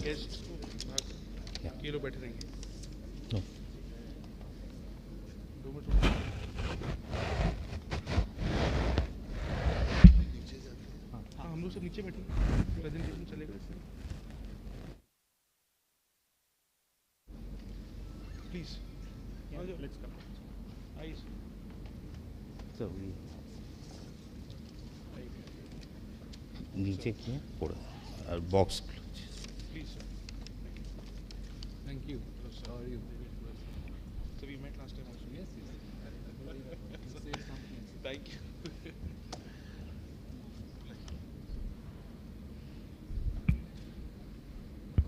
I would request Mr. Praveen Pal, Vice President, Laser Power and Infra, to give a short presentation.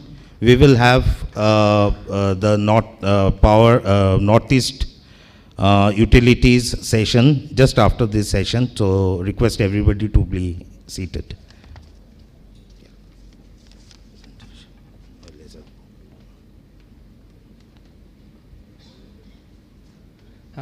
Namaskar and good afternoon, everyone.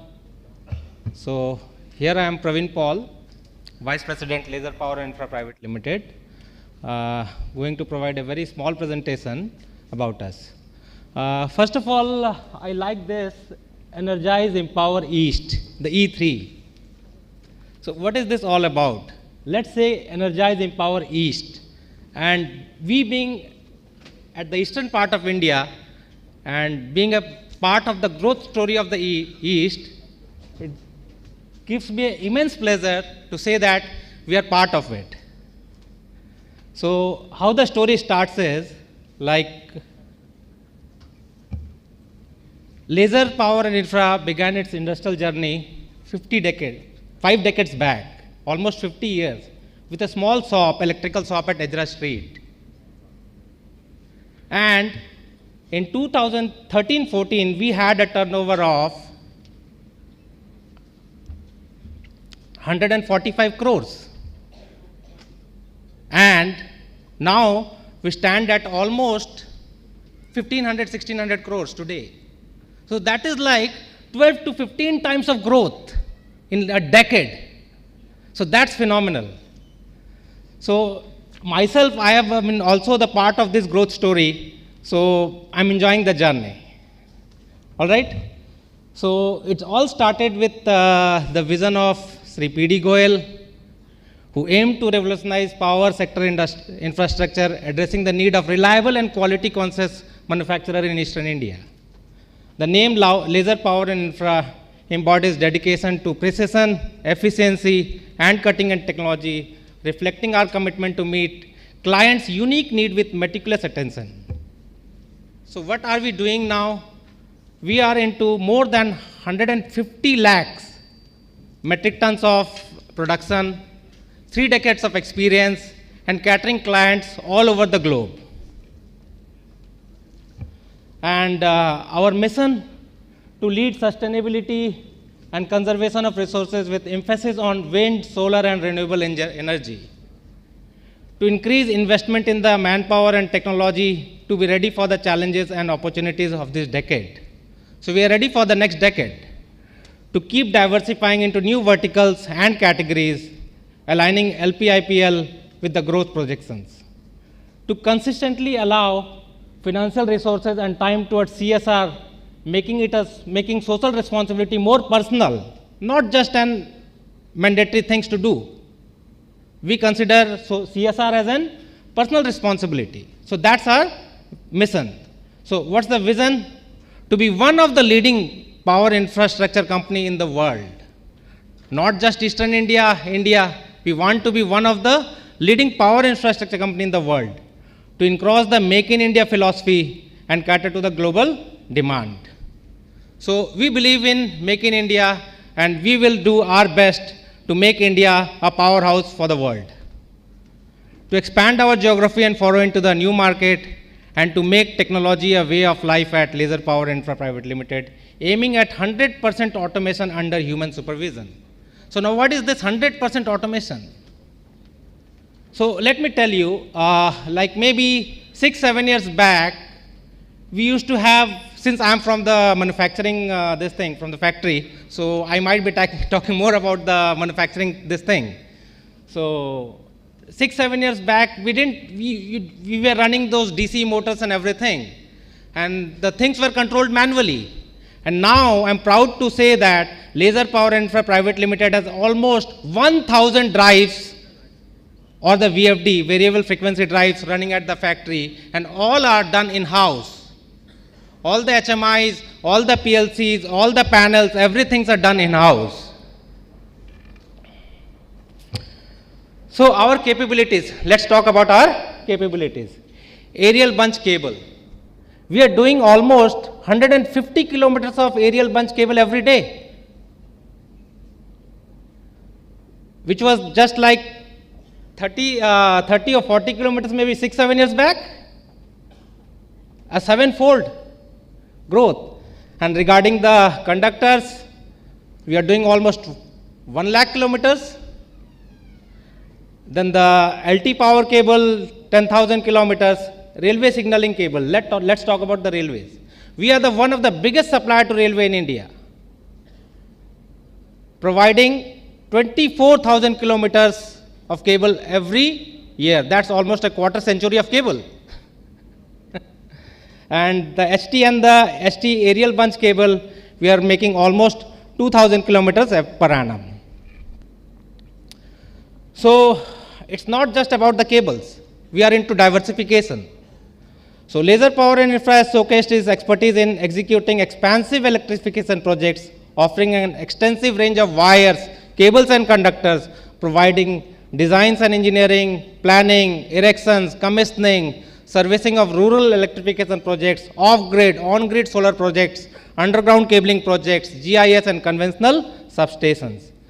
Laser Power and Infra has expanded strategically. How we have expanded? We just didn't stick to the cables. So we went into backward integration, and what are the other areas where we wanted to improve or provide our services. So we expanded with the GI wires.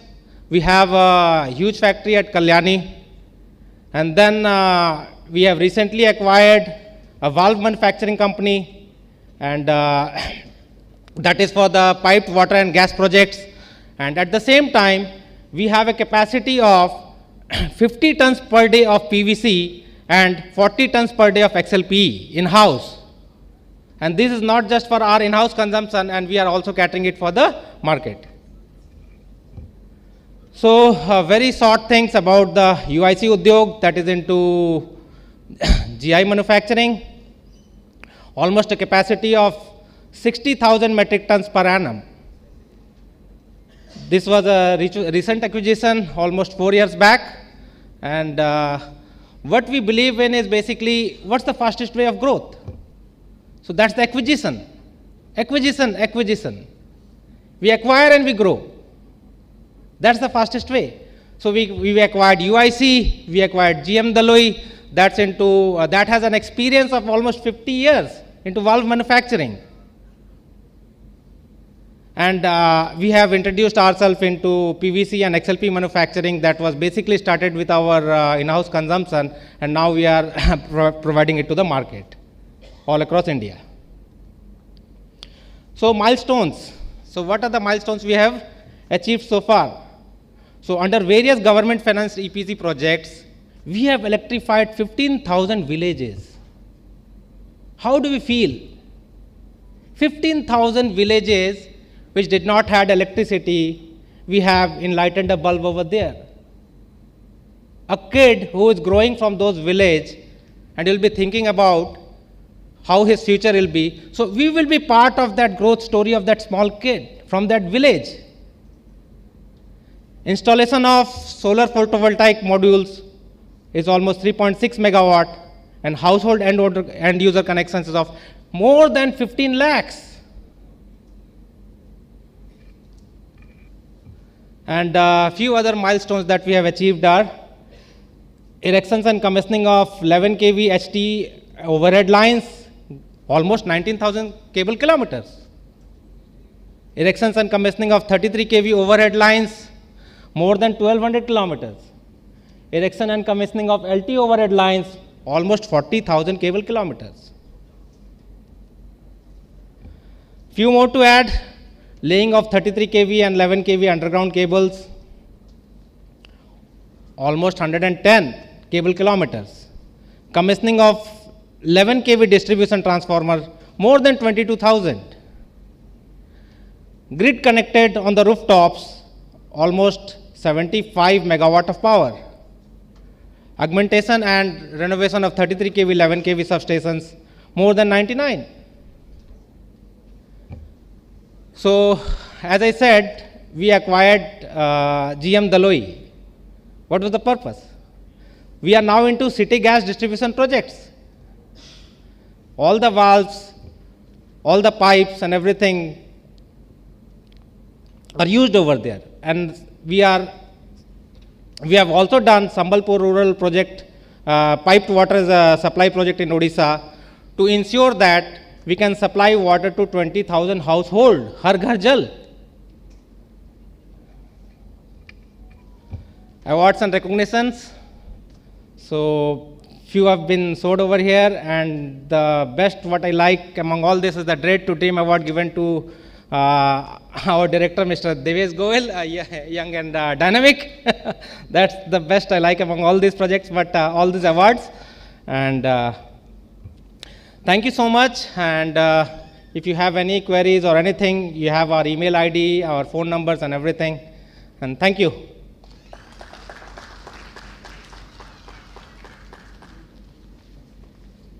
Thank you, sir. So we now start the Northeast utility session. So I would request Mr. Arjun Dev, convener of our Northeast chapter, to moderate the session. I would request the Mr. Bibu Bhuiya, MD, Assam Power Generation Corporation Limited. Mr. Devajyoti Das, Managing Director, Assam Electrical Grid Corporation Limited. Mr.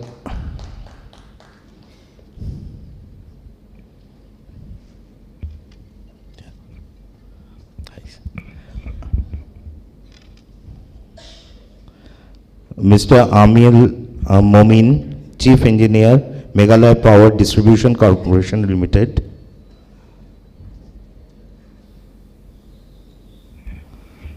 Mr. Madhusudan Sarkar, Deputy General Manager, Tripura State Electricity Corporation Limited. And Mr. H.F. Sangpliang, Additional Chief Engineer, Meghalaya Power Transmission Corporation Limited.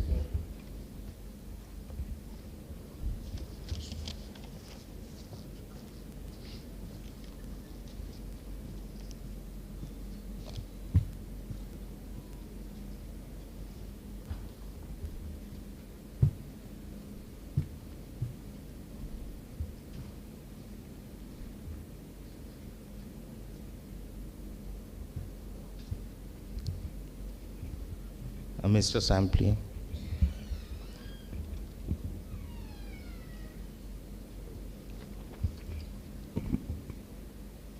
Hello.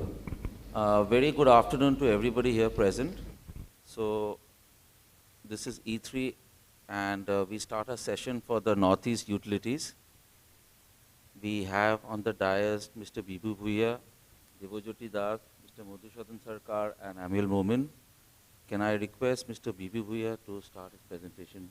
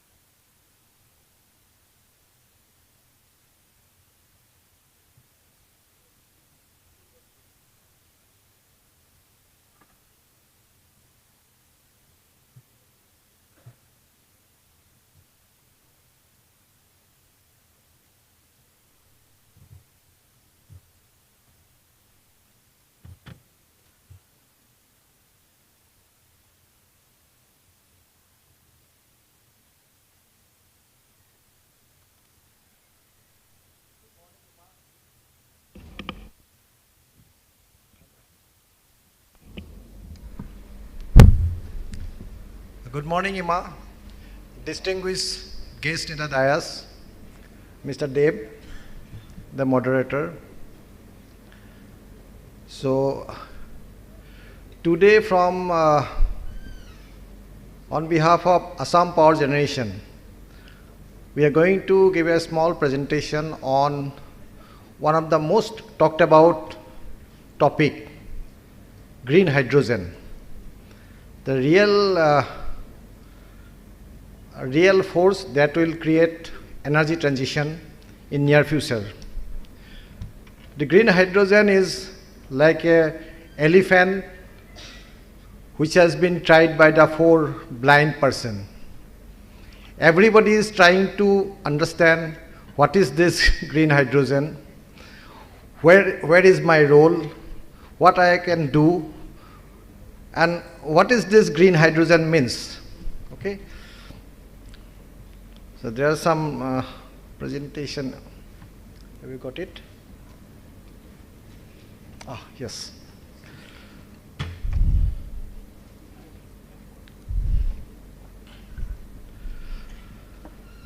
First of all, green hydrogen, I will give a brief summary, but most importantly, why green hydrogen and why a place like Assam is trying to do it. You must be hearing about Adani doing this thing, Ambanis are into it, but what is the reason a small player, a small in terms of economy in Northeast trying to get into it? Hope you will find it interesting.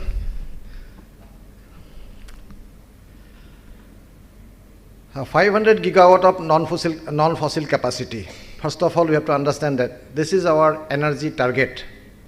50% installed capacity from non-fossil fuel, we have to get it. Reducing emission intensity of GDP to 45% below is 205 level. 2047, we are trying to target energy independence. What does it mean? That means we will not be depending on any, what you call, Arab countries. So we will have our own energy, what is required for the country at that time. Not today's requirement, but 2047, what will be there, that is required. But having this power is not enough. At 2070, we are taking ambitious target of net zero. Whether we will be able to achieve it or not, it is a $1 million question. But this is the target we have taken. This country has taken an ambitious target. And here, all of us should chip in whatever best we can do. On 15 August 2021, PM has inaugurated. He has given this National Green Hydrogen Mission. National Green Hydrogen Policy was developed. Green hydrogen and green ammonia policy was released. In 2023 budget, Madam Finance Minister has allocated 19,700 crore for green hydrogen. I will come to the area where this money will be utilized. One of the enabling factor is ISTS waiver. So green hydrogen requires green power. For getting this green power from anywhere, the ISTS has been waived. Government also has given complete waiver of ISTS charges for a period of 25 years from the date of commissioning of the project.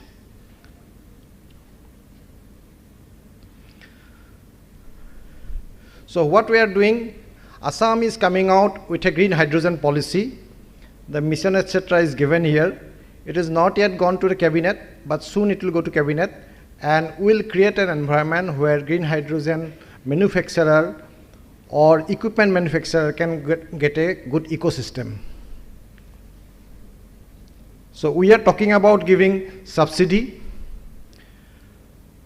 in capital subsidy of 20% of the approved project to a limit of 20 crore. This is being planned. So you can see some of the major highlights. Land. Land is one of the important factor. So we as a Zenco, we have got bank of land which we are ready to give to the parties who are collaborating with us. First of all, again coming to the question that I raised, why Assam? Question is, for green hydrogen manufacturing, you require 2 factors. One of the most important factor is water and green energy and having some access to port. Access to port is important. Why it is important, we must know. I think Kolkata is now handling about 8,000 metric ton or something like that. Imagine a time when all the ship, they will stop coming to Kolkata. Because any ship that is required to sell products, supply products to USA or EU, European Union, they will require only transportation which is fueled by green energy. And that is possible by green hydrogen. And carrier of green hydrogen is also ammonia. So Assam has got the potential of ammonia production. And one of the most important thing, although it looks very silly, is water. There is a huge water requirement. A water deficit state of India who are struggling for their own water cannot think of going for hydrogen. It is like producing paddy in a water deficit state. Okay, so that is you are doing harikiri. In Assam, we don't have that problem. We have got sufficient water, we have got sufficient land, we have got ammonia production facility, and also we have got access to two major ports. One is Kolkata and one to Chittagong. So we are having now very close cooperation with even Bangladesh and Kolkata, because each port will require green hydrogen. Because ships that will be coming, already I have spoken to Maersk. Maersk is saying this year they are going to have 6 ships, and they are crying that where can I get with this thing, green hydrogen? Because these ships are specifically designed and built to have hydrogen fuel. So this is the reason why we are trying to produce in Assam. Also, of course, it will generate employment. When we talk about green economy, this is what is the green economy. This is where skills are required. This is some of the installed capacity now in all India basis. And Government of India is trying to produce about 5 MMT of green hydrogen by 2030. That is the target. You try to see what is this graph. This graph is green hydrogen production versus energy requirement of Assam. So how much energy will be required? It is not about what DISCOM is requiring or what people are requiring, what industry is requiring. Only green hydrogen will require this much of energy. If you see the graph, there is a huge demand of power, green power. Second, many of our equipments that you are producing and exporting, time will be coming when people will ask even for green steel. The enclosures that you are making, the equipments that are making has to be produced from green steel. What is green steel? That is the entire manufacturing process you are producing green. So suddenly, suppose you are supplying to EU or America or some developed countries, you find your export orders are coming down. It is getting, so it is important for all of us to understand and get aligned with this reality that is coming. This mission statement, I have given it here. Expected deliverable will be at least 5 MMT, this one, green hydrogen, 60 to 100 gigawatt of analyzer capacity, electrolyzer capacity. In India, we don't have electrolyzer capacity as of now. And the capacity that is available, our Indian manufacturer has got a tendency, or at least equipment or a businessman has got a tendency that we'll have a collaboration with them and we'll get it from them. All this screwdriver kind of technology. It is not possible. The electrolyzer producer all over the world has been booked for next 5 years. So you cannot even think of putting a plant now if you don't have it here.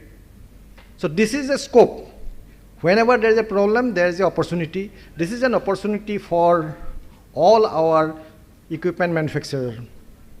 125 gigawatt of RE capacity is required. 1 lakh crore of import saving. 50 MMT of CO2 emission will be reduced. 6 lakhs new jobs, green economy jobs will be this thing. And it will require 8 lakhs crore of investment. So this is the nutshell of green hydrogen economy that is being planned. When somebody is talking that 2030 will be producing 5 MMT, the rest of the things are jigsaw puzzle is this. Key areas that need focus is developing domestic R&D and international collaboration, hydrogen production pathway and infrastructure development, regulatory policy and support.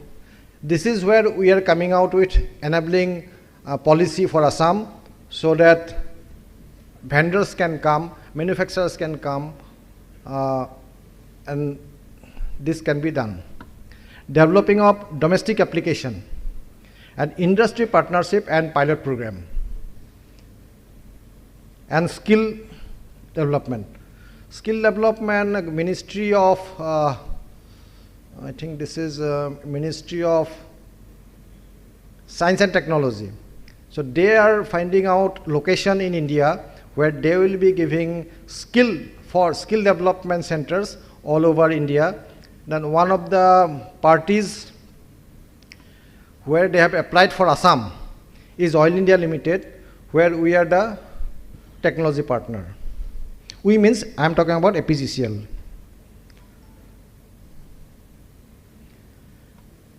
Opportunities in the field of green hydrogen that has been defined here: export, domestic demand, competitive bidding, and certification framework.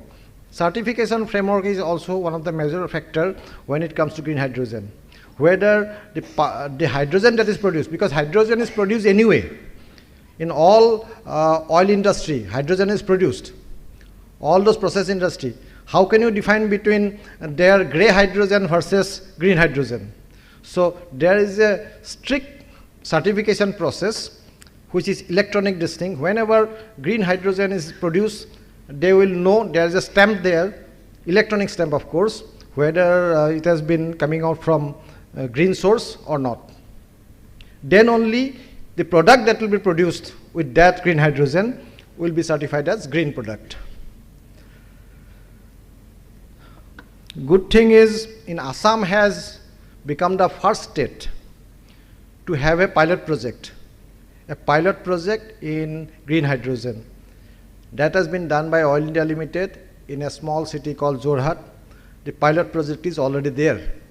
We are already producing green hydrogen, and with that green hydrogen, 2 buses are running from Jorhat to nearby Kaziranga. So technology wise, it has been proven. We are already producing it. Assam is already producing it. Only thing, it needs to be scaled up. Green hydrogen production current level is given here. Storage and transportation is one area. This is also a huge problem. And as I said, whenever there is a problem, you have got an opportunity. The green hydrogen being very light, it requires huge compression, as well as the pipe that will go through it also has to be of special quality. So some of the manufacturers, some of the developers will have a definite opportunity on that. And green hydrogen's major opportunity will be in mobility sector. Although everybody is talking about lithium-ion battery, but processing of lithium itself is an issue. Getting its source from certain mines is an issue. And third is how and where it will be reprocessed. That is another big issue. Right now we are only buying lithium batteries, but how it will be disposed, how it will be reprocessed, those technologies are not yet stable yet, as I have understood. In case somewhere some development is taking place, I do not know, I am not aware of, but then this is a big issue that is coming. So many of the mobility sector players like Toyota and very recently Mercedes, they have dropped the idea of going for lithium-ion battery car. They are concentrating on hydrogen power this thing vehicle.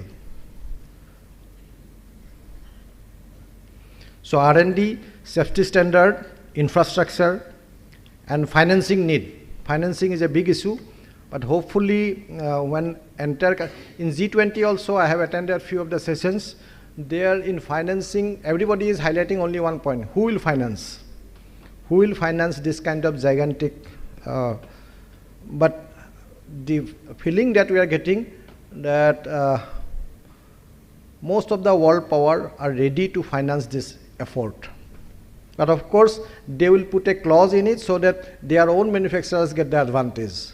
So this is where we have to be, we as an industry, have to be in the cutting edge this thing, first of all by knowledge, and then we should be able to get into in such a leadership position that nobody can this thing. Followers will not be, existing in this business. Only leaders will exist. So this is the time to enter. So please enter, whoever has got the capacity. We are doing our bit, government is doing their bit. Now it is industry who has to jump into it. Followers will not have any scope. That is my belief.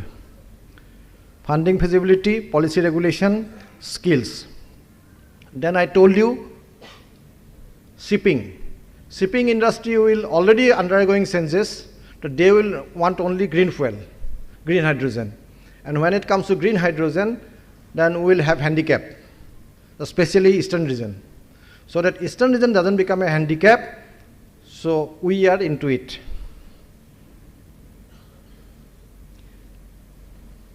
And there is another way of transportation of green hydrogen is by combining it with ammonia. Then the transportation becomes very easy. Instead of through pipeline and cylinder and all this thing, it is easy. And this is the bus we are talking about. The bus that is running between Jorhat and Kaziranga, operated by Oil India Limited, just to demonstrate hydrogen fuel vehicle. And what are the initiatives going on? Oil India is going in a massive way. Numaligarh refinery is also planning. These are the two major capacities coming up. Oil India is still not sure. They have already done the pilot work with 99.999% purity, green hydrogen. They have already produced it. They have established the technology. Numaligarh refinery is still to go.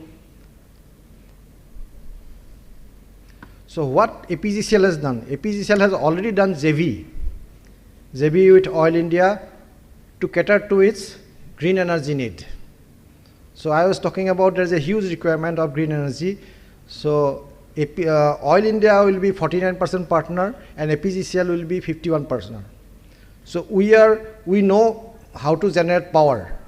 So we will produce power, and Oil India knows this green hydrogen business. So this is the collaboration we are doing.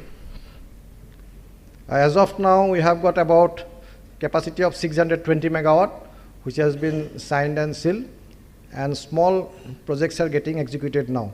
25 megawatt, starting with a 25 megawatt in Namrup. So these are the projects. Lower Kopili 50 megawatt, Sonbil floating 70 megawatt, Tezpur agrivoltaic. This is another concept, agrivoltaic. The land in eastern region are very fertile land. So I suggest all the developer not to waste this land by simply putting solar panel. So you can manage, there's a new technology that is extensively being developed in Germany and all, where solar panels are put in an elevated structure. Your cost will go up, but then the ground below can be easily cultivated for many agriculture product. Golaghat ground mounting is there, 40 megawatt. Margherita, we have got one plan of 200 megawatt. Chandrapur palm solar project is there, 60 megawatt. And Batadrawa agrivoltaic of 100 megawatt. So I told you about technology mission, innovation mission, Green Hydrogen Innovation Center. One cluster is coming up in Assam. In that, IIT Guwahati, NRL, APGCL, and Oil India, all of them are partner. And we have taken part in the bidding process in Science and Technology, Department of Science and Technology. This is, so we are having a designated solar park. The collaboration I have already told you. Outcome of the mission will be capture large share of global trade in green hydrogen and derivatives, enhance India's energy security, decarbonization of major industrial sector, investment in manufacturing and projects, employment generation across the value chain, boost to advanced technology development. Thank you. So this is what our initiative, and I request all of you to come, discuss, collaborate, and be a part of this journey. Thank you.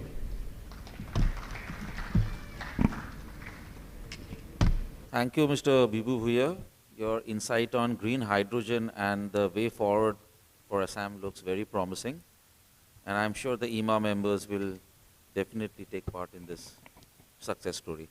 May I invite Mr. Devajyoti Das, Managing Director, Assam Electricity Grid Corporation.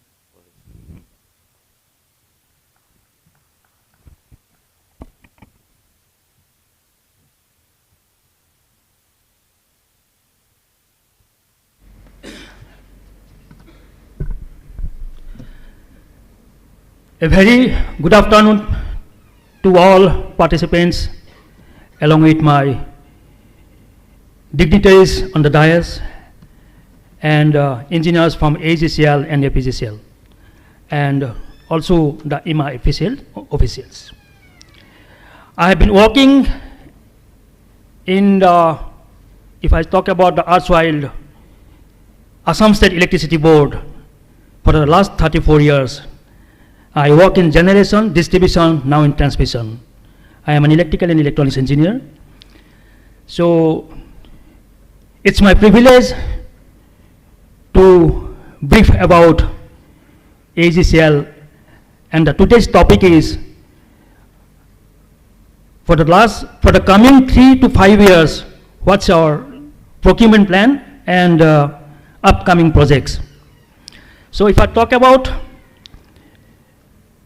Assam Electricity Grid Corporation Limited, right now we have 78 numbers of grid substations, one 400 kV AS substation already existing going on, 132 kV 64 numbers, 220 13 numbers.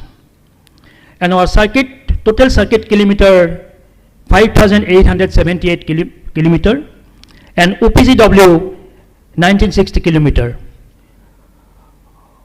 Right now, the APDCL, the end user, total peak demand, last summer peak, it was 2,500 megawatt, and with the grid corporation, we have that load handling capacity. Even in 2024, we are expecting 2,600, and we will be able to handle whatever load required by APDCL.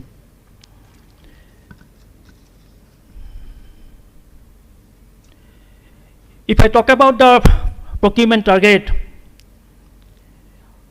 already under externally aided project, Assam Intrastate Transmission System Enhancement Project, 8 numbers of GIS substation going on. Recently, we have floated 400 kV GIS 2 substations, total 10 numbers of substation, in which 400 kV GIS, 220 kV GIS, 130 kV GIS, 400, 220, 130 transmission line, power transformers, ERS, HTLS conductors, OPGW, substation automation, then the SOC for cyber security, then ERP, then substation equipments for all voltage class, then backup SLDC as per Government of India guidelines, relays and protective equipments. So if I talk about the 400 kV GIS, in which 2 into 500 MVA transformers will be required, there will be 4 numbers of 500 MVA transformer will be required within short period. And in 220 kV GIS, 160 MVA transformers will be required. So what we require, the request to IMA is that standardization of design for manufacture of transformer, so the timeline and delivery of transformers will be reduced. So this is a request to IMA. And there must be identical design for all the transformers manufacturer. Then, as because it's an externally aided project, AIB funded, so the EPCs will be able to complete the project within the stipulated time, and the delivery of the major equipments like GIS, transformers will arrive at site, and the time will be reduced. If I talk about the transmission line, there must be multiple manufacturer of fault locator for preventive maintenance of transmission line. If I am not wrong, 1 or 2 manufacturer, they are supplying the fault locator. But in my opinion, for preventive maintenance in the northeastern region, as you are aware that all the transmission line passing through rivers, forest area, hilly terrain, hostile terrain. So for that, multiple manufacturers should come forward. If I talk about transmission line surge arrestor, TLSA, so in northeastern region, most of the areas are lightning prone areas. Very recently, ONGC Tripura Palatana double circuit transmission line maintained by Northeastern Transmission Company, NETC, in which where also the Assam Electricity Grid Corporation Limited is also the shareholder, and I am also one of the board of directors. They have already installed 156 numbers of TLSA in the 400 kV lines. Power grid also they have installed in 132 kV line in Northeast. But to my utter surprise, only 2 manufacturers are supplying this TLSA. One is Recam, the other is Oblam. More numbers of participants or manufacturers should come forward so that timely delivery of TLSA should reach at site for the transmission companies.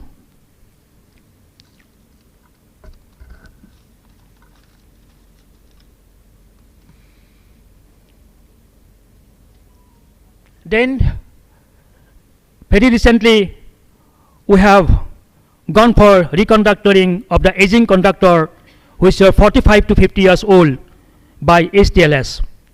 In HTLS, I have seen only limited numbers of manufacturers, so more numbers of manufacturers should come forward so that timely delivery of the huge quantity can reach at site.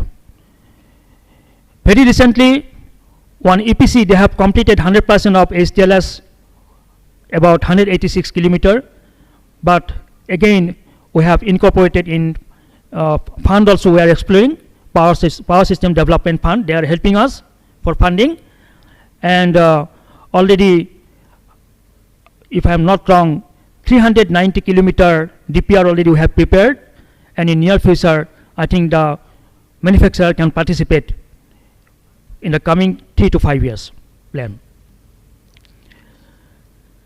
Then if I talk about the OPGW also, very recently we have prepared the DPR around 1200 kilometer. So the participant also, they may come forward to participate in the bid.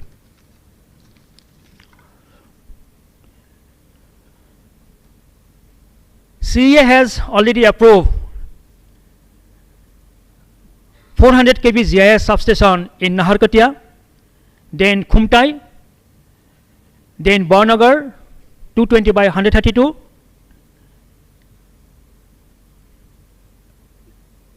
then in Lala, Difu, Patharkandi, Digboi, Jonai, Thilamara. So like that, all the substations, if you can explore the fund, so within 3 to 5 years, I think the participants, not within 3 to 5 years, maybe within 2 to 2 years, the participant can participate in the bid. Only thing is, whatever EPCs gives order to the manufacturer, OEM, it's taking much time to reach that site. So for that, in near future, I would like to request the manufacturer to come to establish, to set up some manufacturing unit in Northeast, specifically in and around Guwahati. If you are welcome to Guwahati or Assam or Northeast to set up your factory, so that the time limit to reach that site is reduced.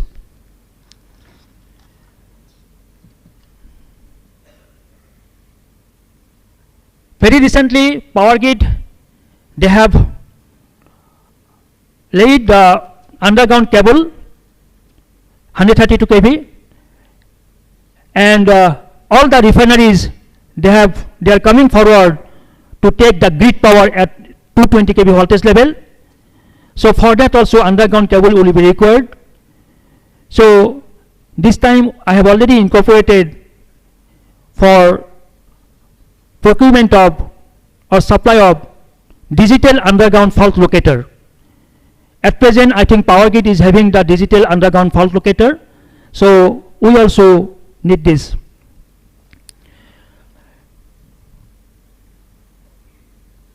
When I was in distribution, there were lot of underground fault. So it was very difficult for us for quick restoration of the underground fault, as because our engineers were not equipped with the equipments.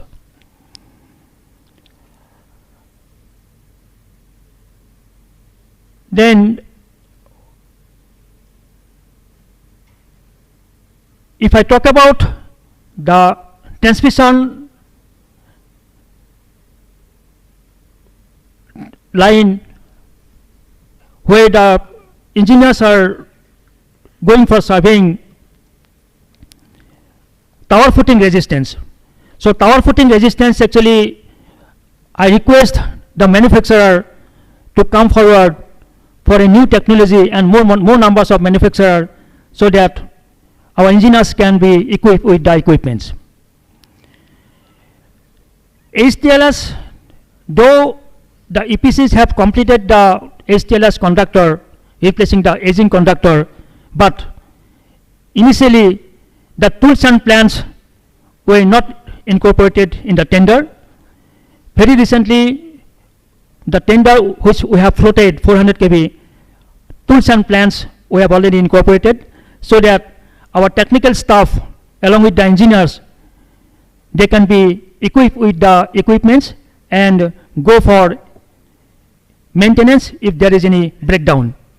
Because we are new in this technology, if anything goes wrong, then our engineers and technical staff will be in difficult situation. There were so many flyovers under construction in Guwahati city.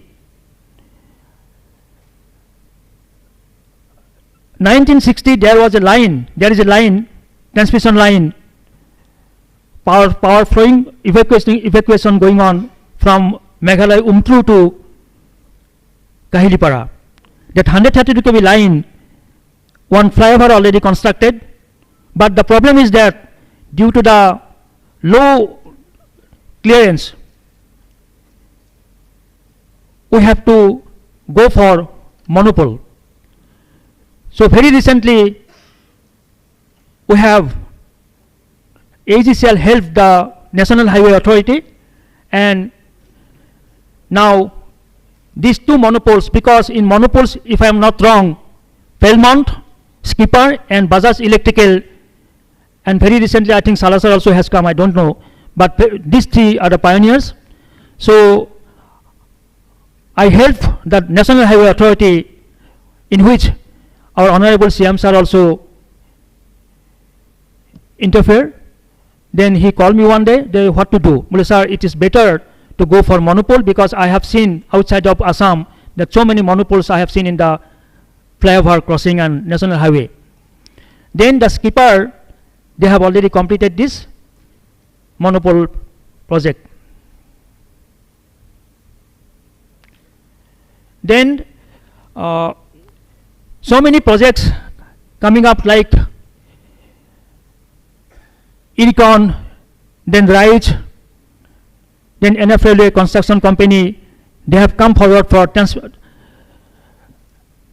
substation, 132 by 25 voltage capacity, 132 by 25, and the transformers are 21.5 MVA. So for traction substation, the lines construction, transmission line construction going on, and the 132 base also it is going on. The contract EPCs, they have already got the award, but the problem is that for CRP, control relay panel, and the CTs and PTs, timely delivery is not happen. For that, railway board also pressurizing us. So I request the OEM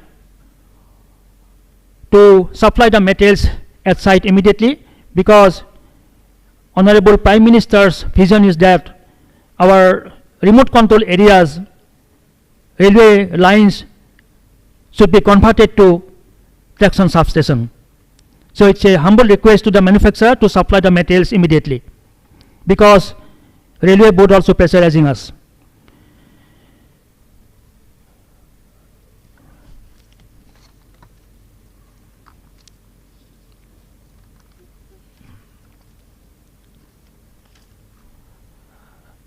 This is my second time in IMA in the Kolkata. Today, after our presentation, our engineers, they have already come from planning and design, testing and commissioning, and the project officials also, they have arrived. So I have already talked to them to sit with the manufacturer across the table and go for buyer-sellers meet interactive session. One more thing, actually, I would like to request, I would like to share my experience. Now, CA, they have approved most of the GIS substation. So one GIS substation, suppose 25 to 30 years, this duration. Power grid under NATSIP, they have already erected 11 numbers of grid substation in Assam. Out of 11, they have already commissioned 6 numbers of substation, 5 remaining.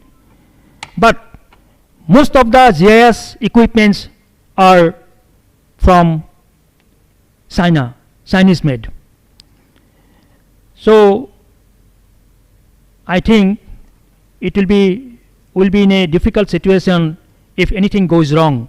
So I have already interacted with the Power Grid Corporation of India at Delhi, Gurgaon, how to go ahead with our engineers, because our engineers are very dedicated engineers. Only thing, if they get the exposure, then they will do the best. So Power Grid has already formed one team of dedicated engineers, so that if anything goes wrong in the GIS equipments, they can go for replacement or repairing whatever is there. But we don't have any dedicated team. we are in constant touch with Power Grid so that we can also form one dedicated team for anything goes wrong in the GIS substations. Also, in the major equipments like transformers, so that our dedicated team can, with the help of, because once the transformer is installed, after 3-4 years, I think the manufacturer will take time to come at site. So if our dedicated team is well equipped with the repairing or replacement, whatever, any testing, then it will be time duration for restoration of that power supply to the end consumer will be reduced. So my point is, whatever scheme is we are doing ongoing or upcoming, it is not for the sake of erection, testing and commissioning of the substation. Power Grid, after commissioning of the 11 numbers of substation, they will hand over to AGCL. But my point is that if anything goes wrong in the Chinese-made GIS, what will happen? So we request the IMA officials to guide us and guide our dedicated team. Thank you. Thank you, Mr. Das. Your insights on the Assam Electricity Grid Corporation and for IMA members, your appeal to IMA members should definitely come to it. May I request Mr. Madhusudhan Sarkar, DGM, Tripura State Electricity.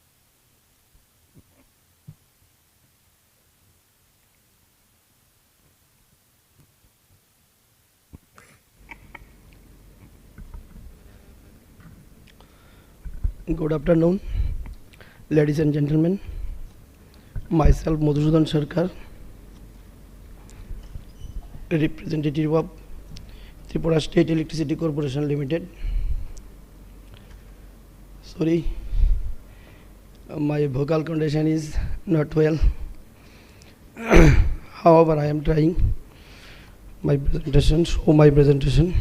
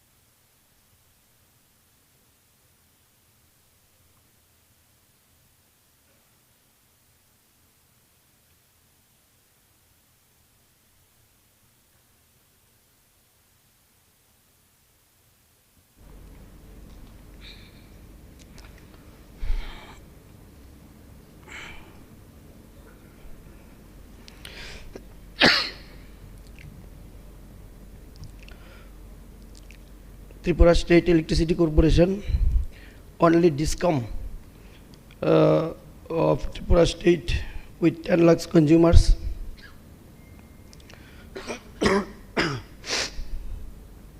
Besides maintaining those consumers, TSEC also take up different centrally run sponsor schemes as well as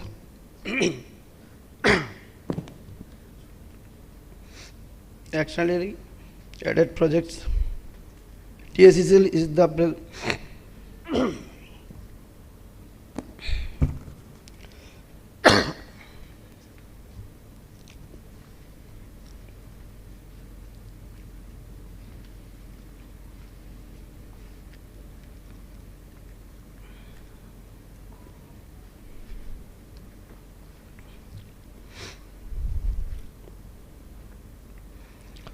TSEC has present implementing centrally sponsored RDSS schemes and schemes already Asian Development Bank. In my presentation, I will show you the tentative requirement of various electrical materials for those works.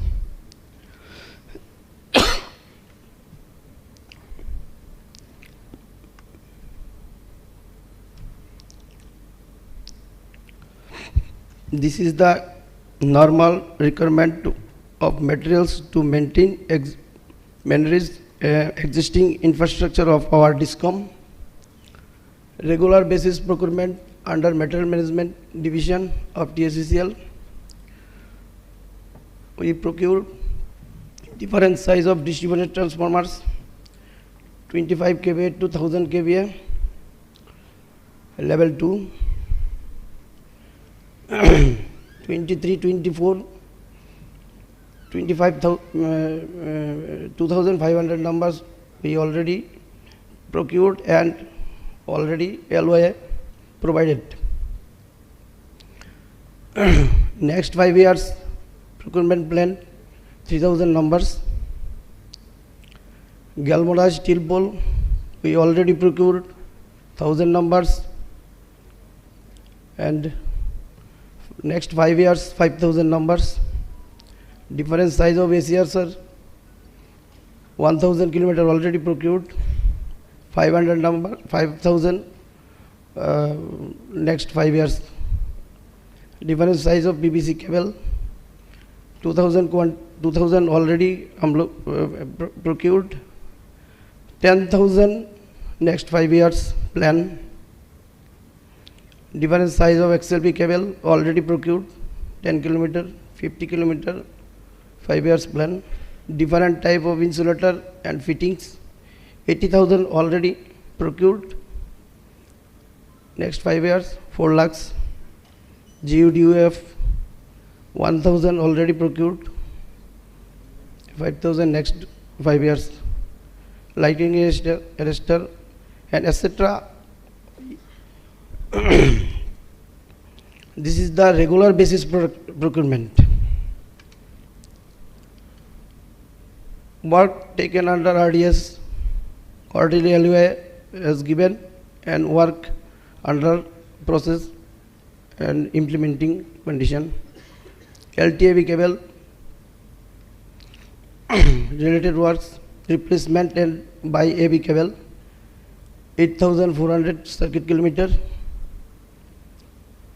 High voltage works, feeder bifurcation, 11 kV line using Weasel Revit conductor, already taken 1125 kilometer. DTR 25 kVA to 100 kVA, 886 numbers. LT9 using AV cable, 450 kilometer. Capacitor bank installation 25 numbers.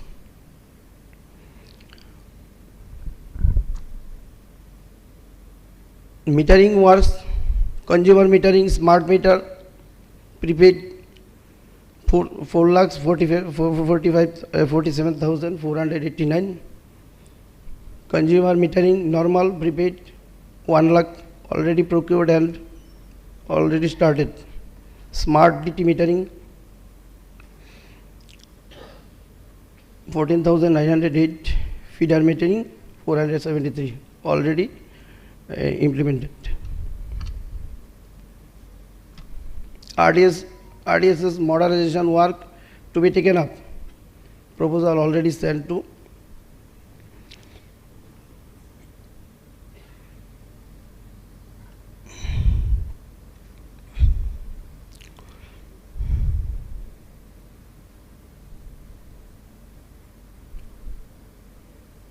(33 kV by 11 kV) GIS new substation, 4 numbers.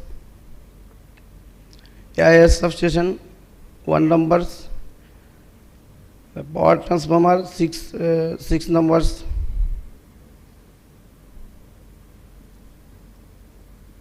New 11 kV line, Weasel Revit, 1200.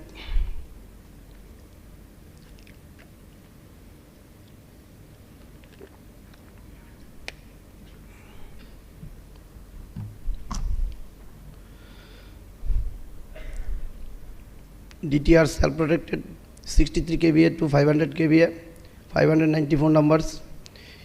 EV charging station, electronics vehicle charging station at location 63 kVA to 100 kVA DTR, 45 numbers. LT line by AB cable 3030 kilometers. Trolley mounted distribution truss substation 200 kVA, to 315 kVA DTR, including vehicle, 79 numbers. This is the RDSS proposed to be taken. Work taken up under ADB project, already LOA issued and work already going on. Ring main unit 100 numbers, auto recloser 100 numbers, sectionizer 200 numbers, fault passage indicator FPI 2000 numbers, 11 kV VCB 75 numbers, 33 kV VCB 59 numbers, 33 kV bay extension 7 numbers, 100 volt battery bank, battery charger 8 numbers, UG cable line 243 kilometer, covered conductor 1650 kilometer, circuit kilometer, LTAB cable 950 kilometer, smart meter 1,50,000, scope of ADB project.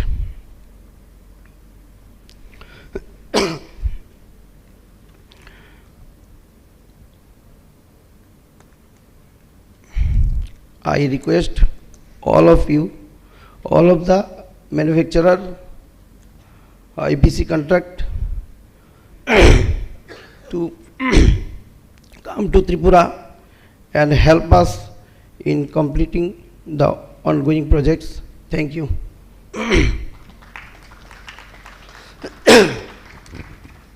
Thank you, Mr. Sarkar.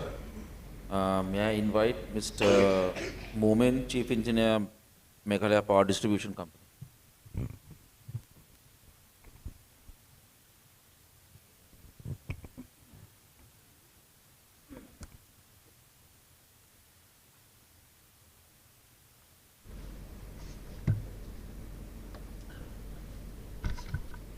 Good morning, everyone.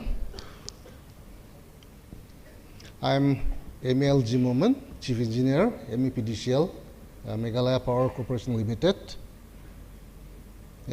Basically, for today's meeting, in fact, I had to, from the presentation, I had to delete almost 70% of the slides have already been removed because of the time slot and because of the topic that it's going to be basically buyer sellers meet. So whatever topics are not, will not interest the manufacturers, I have removed them all. So basically, what I have done is the quantification of the materials that will only be required, to be purchased by us.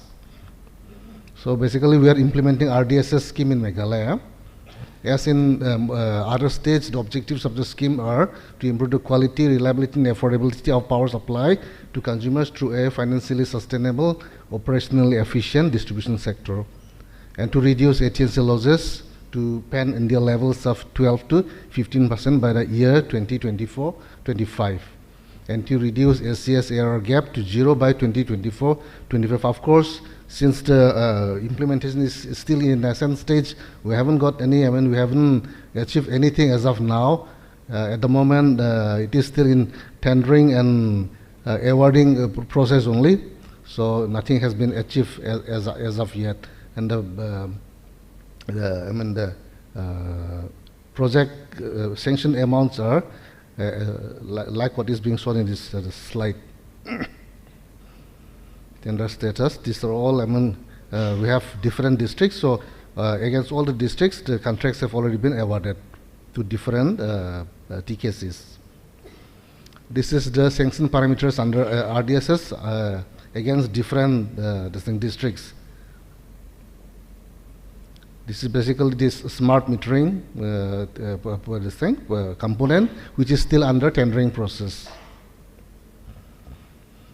There are three components under RDSS. One is reconductoring works, another one is HVDS works, and the third is DTR works.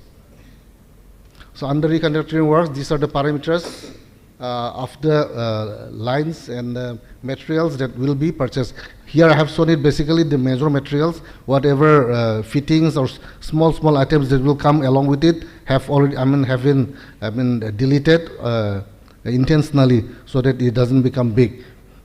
So I have basically covered only 6 materials: poles, conductors, transformers, then cables. Yes, cables only. That much only I have shown. I have not shown any small items out here. That was under reconductoring works, and whatever materials that needs to be purchased under HVDS works are these. Here also poles, again conductor wires, then basically cables, conductors and poles only. And under DTR we have, we'd be purchasing only 2 types of conductor, 2 capacities, transformers of 2 capacities, basically 63 kVA and 100 kVA. We are planning to basically phase out 25 kVA and smaller sizes of DTRs. Basically in our place, because of the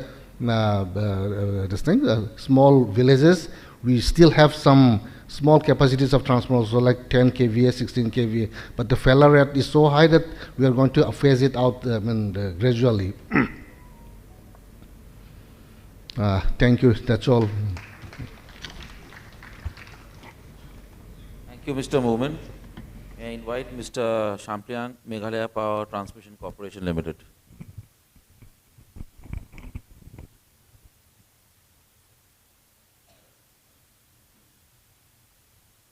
Good afternoon, everyone. I am H. Champliang from Meghalaya Power Transmission Corporation Limited. In fact, my chief engineer was supposed to attend this function, but due to emergency works, I have to attend in his place. So I couldn't prepare a detailed slide about about transmission requirement. But last night, after reaching Kolkata, I've just listed some of the projects under MEPTCL that are going to be implemented within the next 2 to 3 years. One is the construction of the 132-33 kV 2 to 20 MVA Nongpo substation, which is about, this station is about 40 to 50 kilometers from Guwahati. Then another one is construction of the 132-33 kV 2 into 25 MVA Pongtung substation. Third one is again the construction of 132 by 33 kV 2 to 25 MVA Amlaram substation. If some of you might have visited Meghalaya, so you would be knowing well about the Dauki, where it is the tourist spot. So it's near to that tourist spot. Then construction of this 2 into 50 MVA Maukhanu substation. This is in near Shillong only. It's only about 5 to 10 kilometers from Shillong. Then another one, construction of 132-33 kV 2 into 25 MVA JIS substation at the existing 220 132 kV Killing substation, which is near to Guwahati. Then the next one is requirement of additional transformer,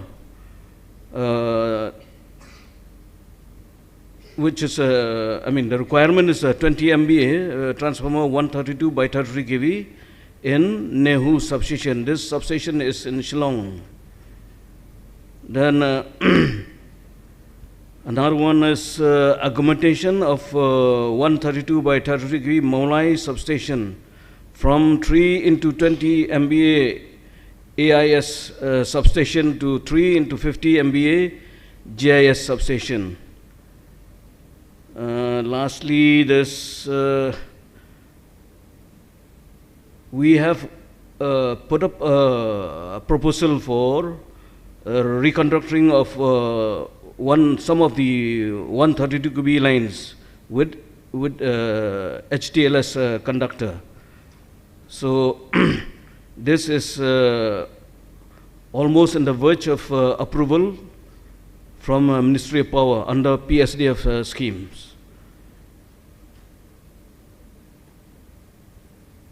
Then there's another proposal for this augmentation of this 132-33 kV Maoflang substation from 3 into 20 to, from 2 into 20 to 3 into 20 MVA, as well as in Nongstein substation from 1 into 20 MVA 132 by 33 kV to 2 into 20 MVA.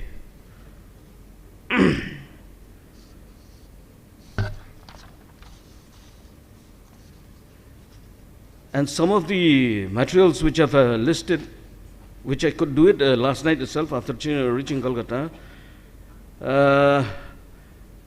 and these items of, major items of equipments required for the next 2-3 years under MEPTCLs are as follows: control and relay panel, vacuum circuit breaker, SF6 gas insulated SF6 circuit breaker, then Panther and Sibra ACSR conductors, HTLS conductors, current 132 kV, 33 kV current transformers and potential transformers, then disc insulators, 132 kV CVTs along with mounting structures, lightning arresters 132 and 33 kV, then 132 and 33 kV isolators with earth blade and also without earth blade.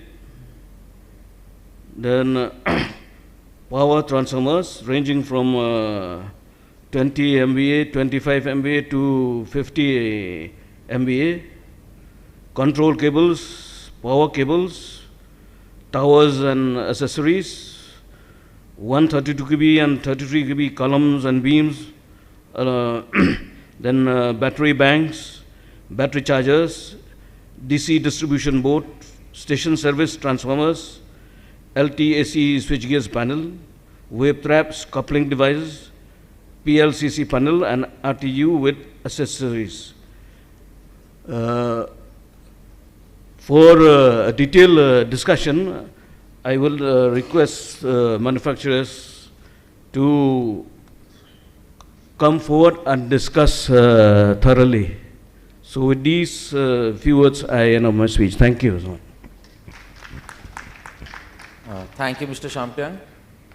Can I open the floor for questions? And please introduce yourself with the questions. Thank you, sir.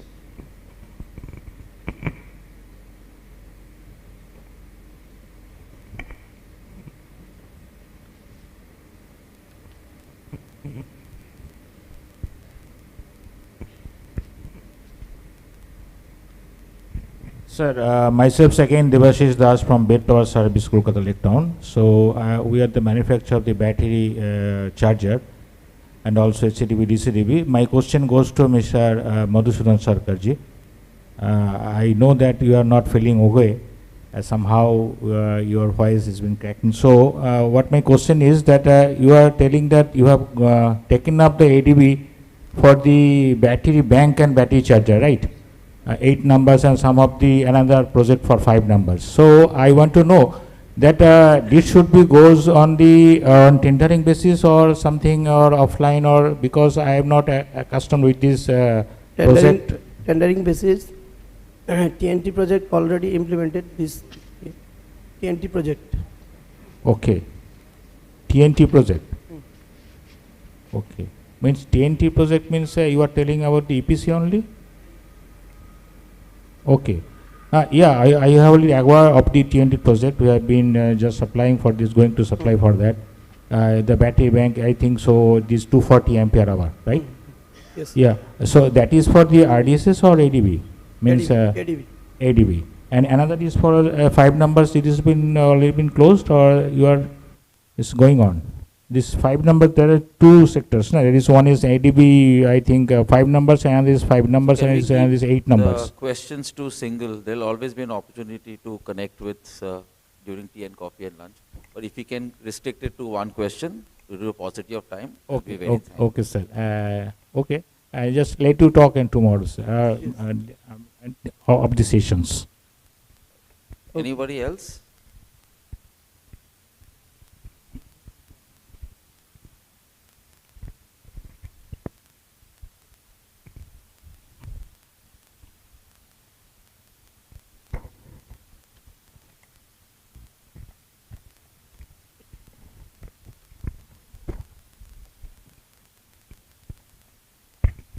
Hello. Hello, myself PP Shah from JM Electrical Power from Mekon Limited, Ranchi. We are the consultancy, we are doing consultancy for steel plant, oil and gas. Now my question is, Mr. Devajyoti Das, what I failed in the GIS substation, because in the Bhilai and Balco, there is a GIS substation, it is a OEM controlled. If anything goes wrong in the gas leakage, because due to the partial discharge of that chamber, that OEM you have to call. So in the northeast region, as the hilly terrain where the GIS substations are coming, where PGCIL is equipped, but these 7 states where GIS substations are coming with multiple vendors, so you have to engage one central agency in consultation with this OEM and keep there ready. Otherwise, it is very much difficult. If one GIS has gone, there is a entire system has gone, because AIS is a flexibility. We can change AIS system anyhow. One bay we take shutdown, but GIS taking shutdown is a problem. And now the GIS one code has come. PGCIL is following. I don't know the specification. If you try to follow this thing, means one base shutdown, it will not disturb the other base. This gas pressure low. But this, my request is for the northeast, when GIS substations are coming, a centrally located agency and expertise has to be created, and they have to, all states, stakeholders would equipped with this. And another thing is the big power transformer. Big power transformers, there is a gas analysis is required in interval of time, because big power transformers are, I have seen this because I am the apex member of the Power for All, and I have seen there is a lot of distribution transfer, 5 MVA or 10 MVA. Now it is 31.5 MVA, 40 MVA transformers are coming. These health monitoring systems should be introduced. This is my request. Thank you. Thank you for your suggestion. Today with me, our planning and design engineer, along with the testing and commissioning engineer, and also the project officials with me. If we can get time, so I will ask them to interact with you. And one more thing, for your suggestion, in coming days, I will definitely request you to Assam, and we will discuss across the table for a solution. Because very recently what happened, there is a GIS 220 by 132.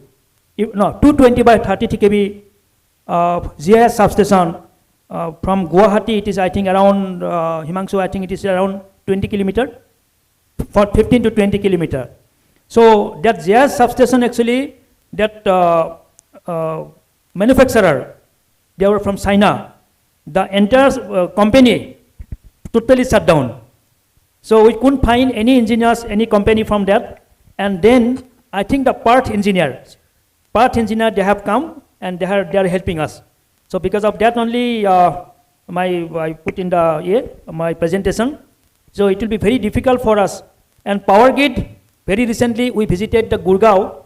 So our chairman, honorable chairman, myself, along with the young dedicated engineers, we interacted with power grid, new CMD, Tyagi sir, and all the engineers who are dedicated engineers. Then we interacted with them for the whatever possible ways, the best practices adopted by PGCIL engineers. So one after another, I have been sending the dedicated young engineers to Pal Manesar for their, all these best practices they have already adopted. Just now I have come to know that there are, due to northern gate failure in 2012, the entire northern gate failure, so there was total blackout. I think it is in the year 2012, 31st July, if I am not wrong. Now, Government of India, Power Department, they have selected 5 cities, Guwahati, Kolkata, Bangalore, Mumbai and Delhi for islanding. So Guwahati islanding, we have already prepared one DPR, and that DPR we have sent to Government of Assam Power Department for the consolidator, and it will be they will send it to Power System Development Fund, New Delhi, and I think for exploring the fund, they will fund this project, and I think for under frequency relays and for this tendering process, all the OEMs or EPCs, they may participate. And in the second phase of AIB, we have already prepared the tendering process of 7 numbers of GIS, and within short period before code of conduct, all the tenders will be 7 numbers GIS substation will be floated.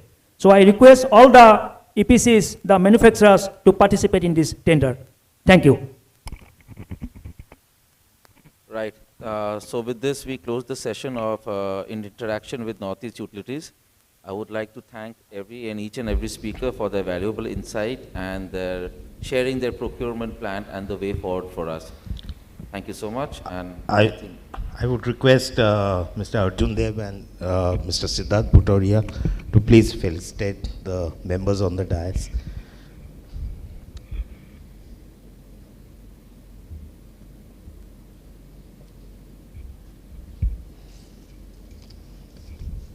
Mr.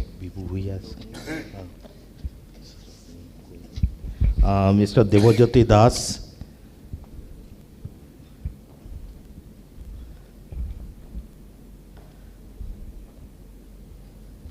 Mr. Devajyoti Das, MD, Assam Electricity Grid Corporation Limited.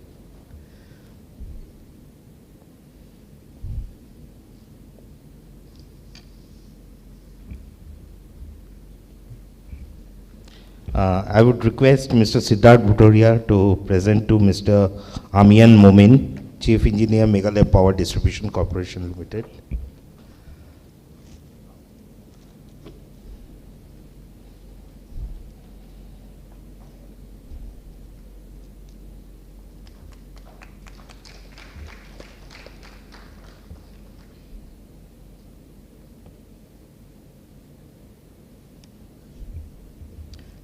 I would request Vice Chairman Mr. Parag Saraf to please present to Mr. Madhusudan Sarkar, Deputy General Manager, Tripura State Electricity Corporation Limited.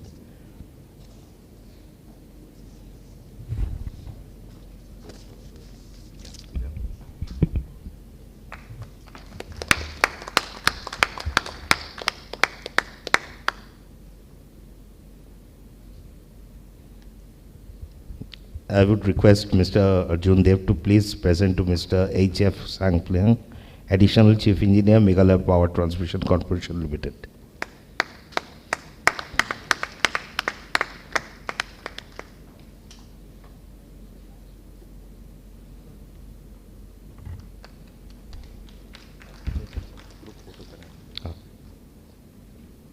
So we will have a group photo with all the dignitaries on the dais, please.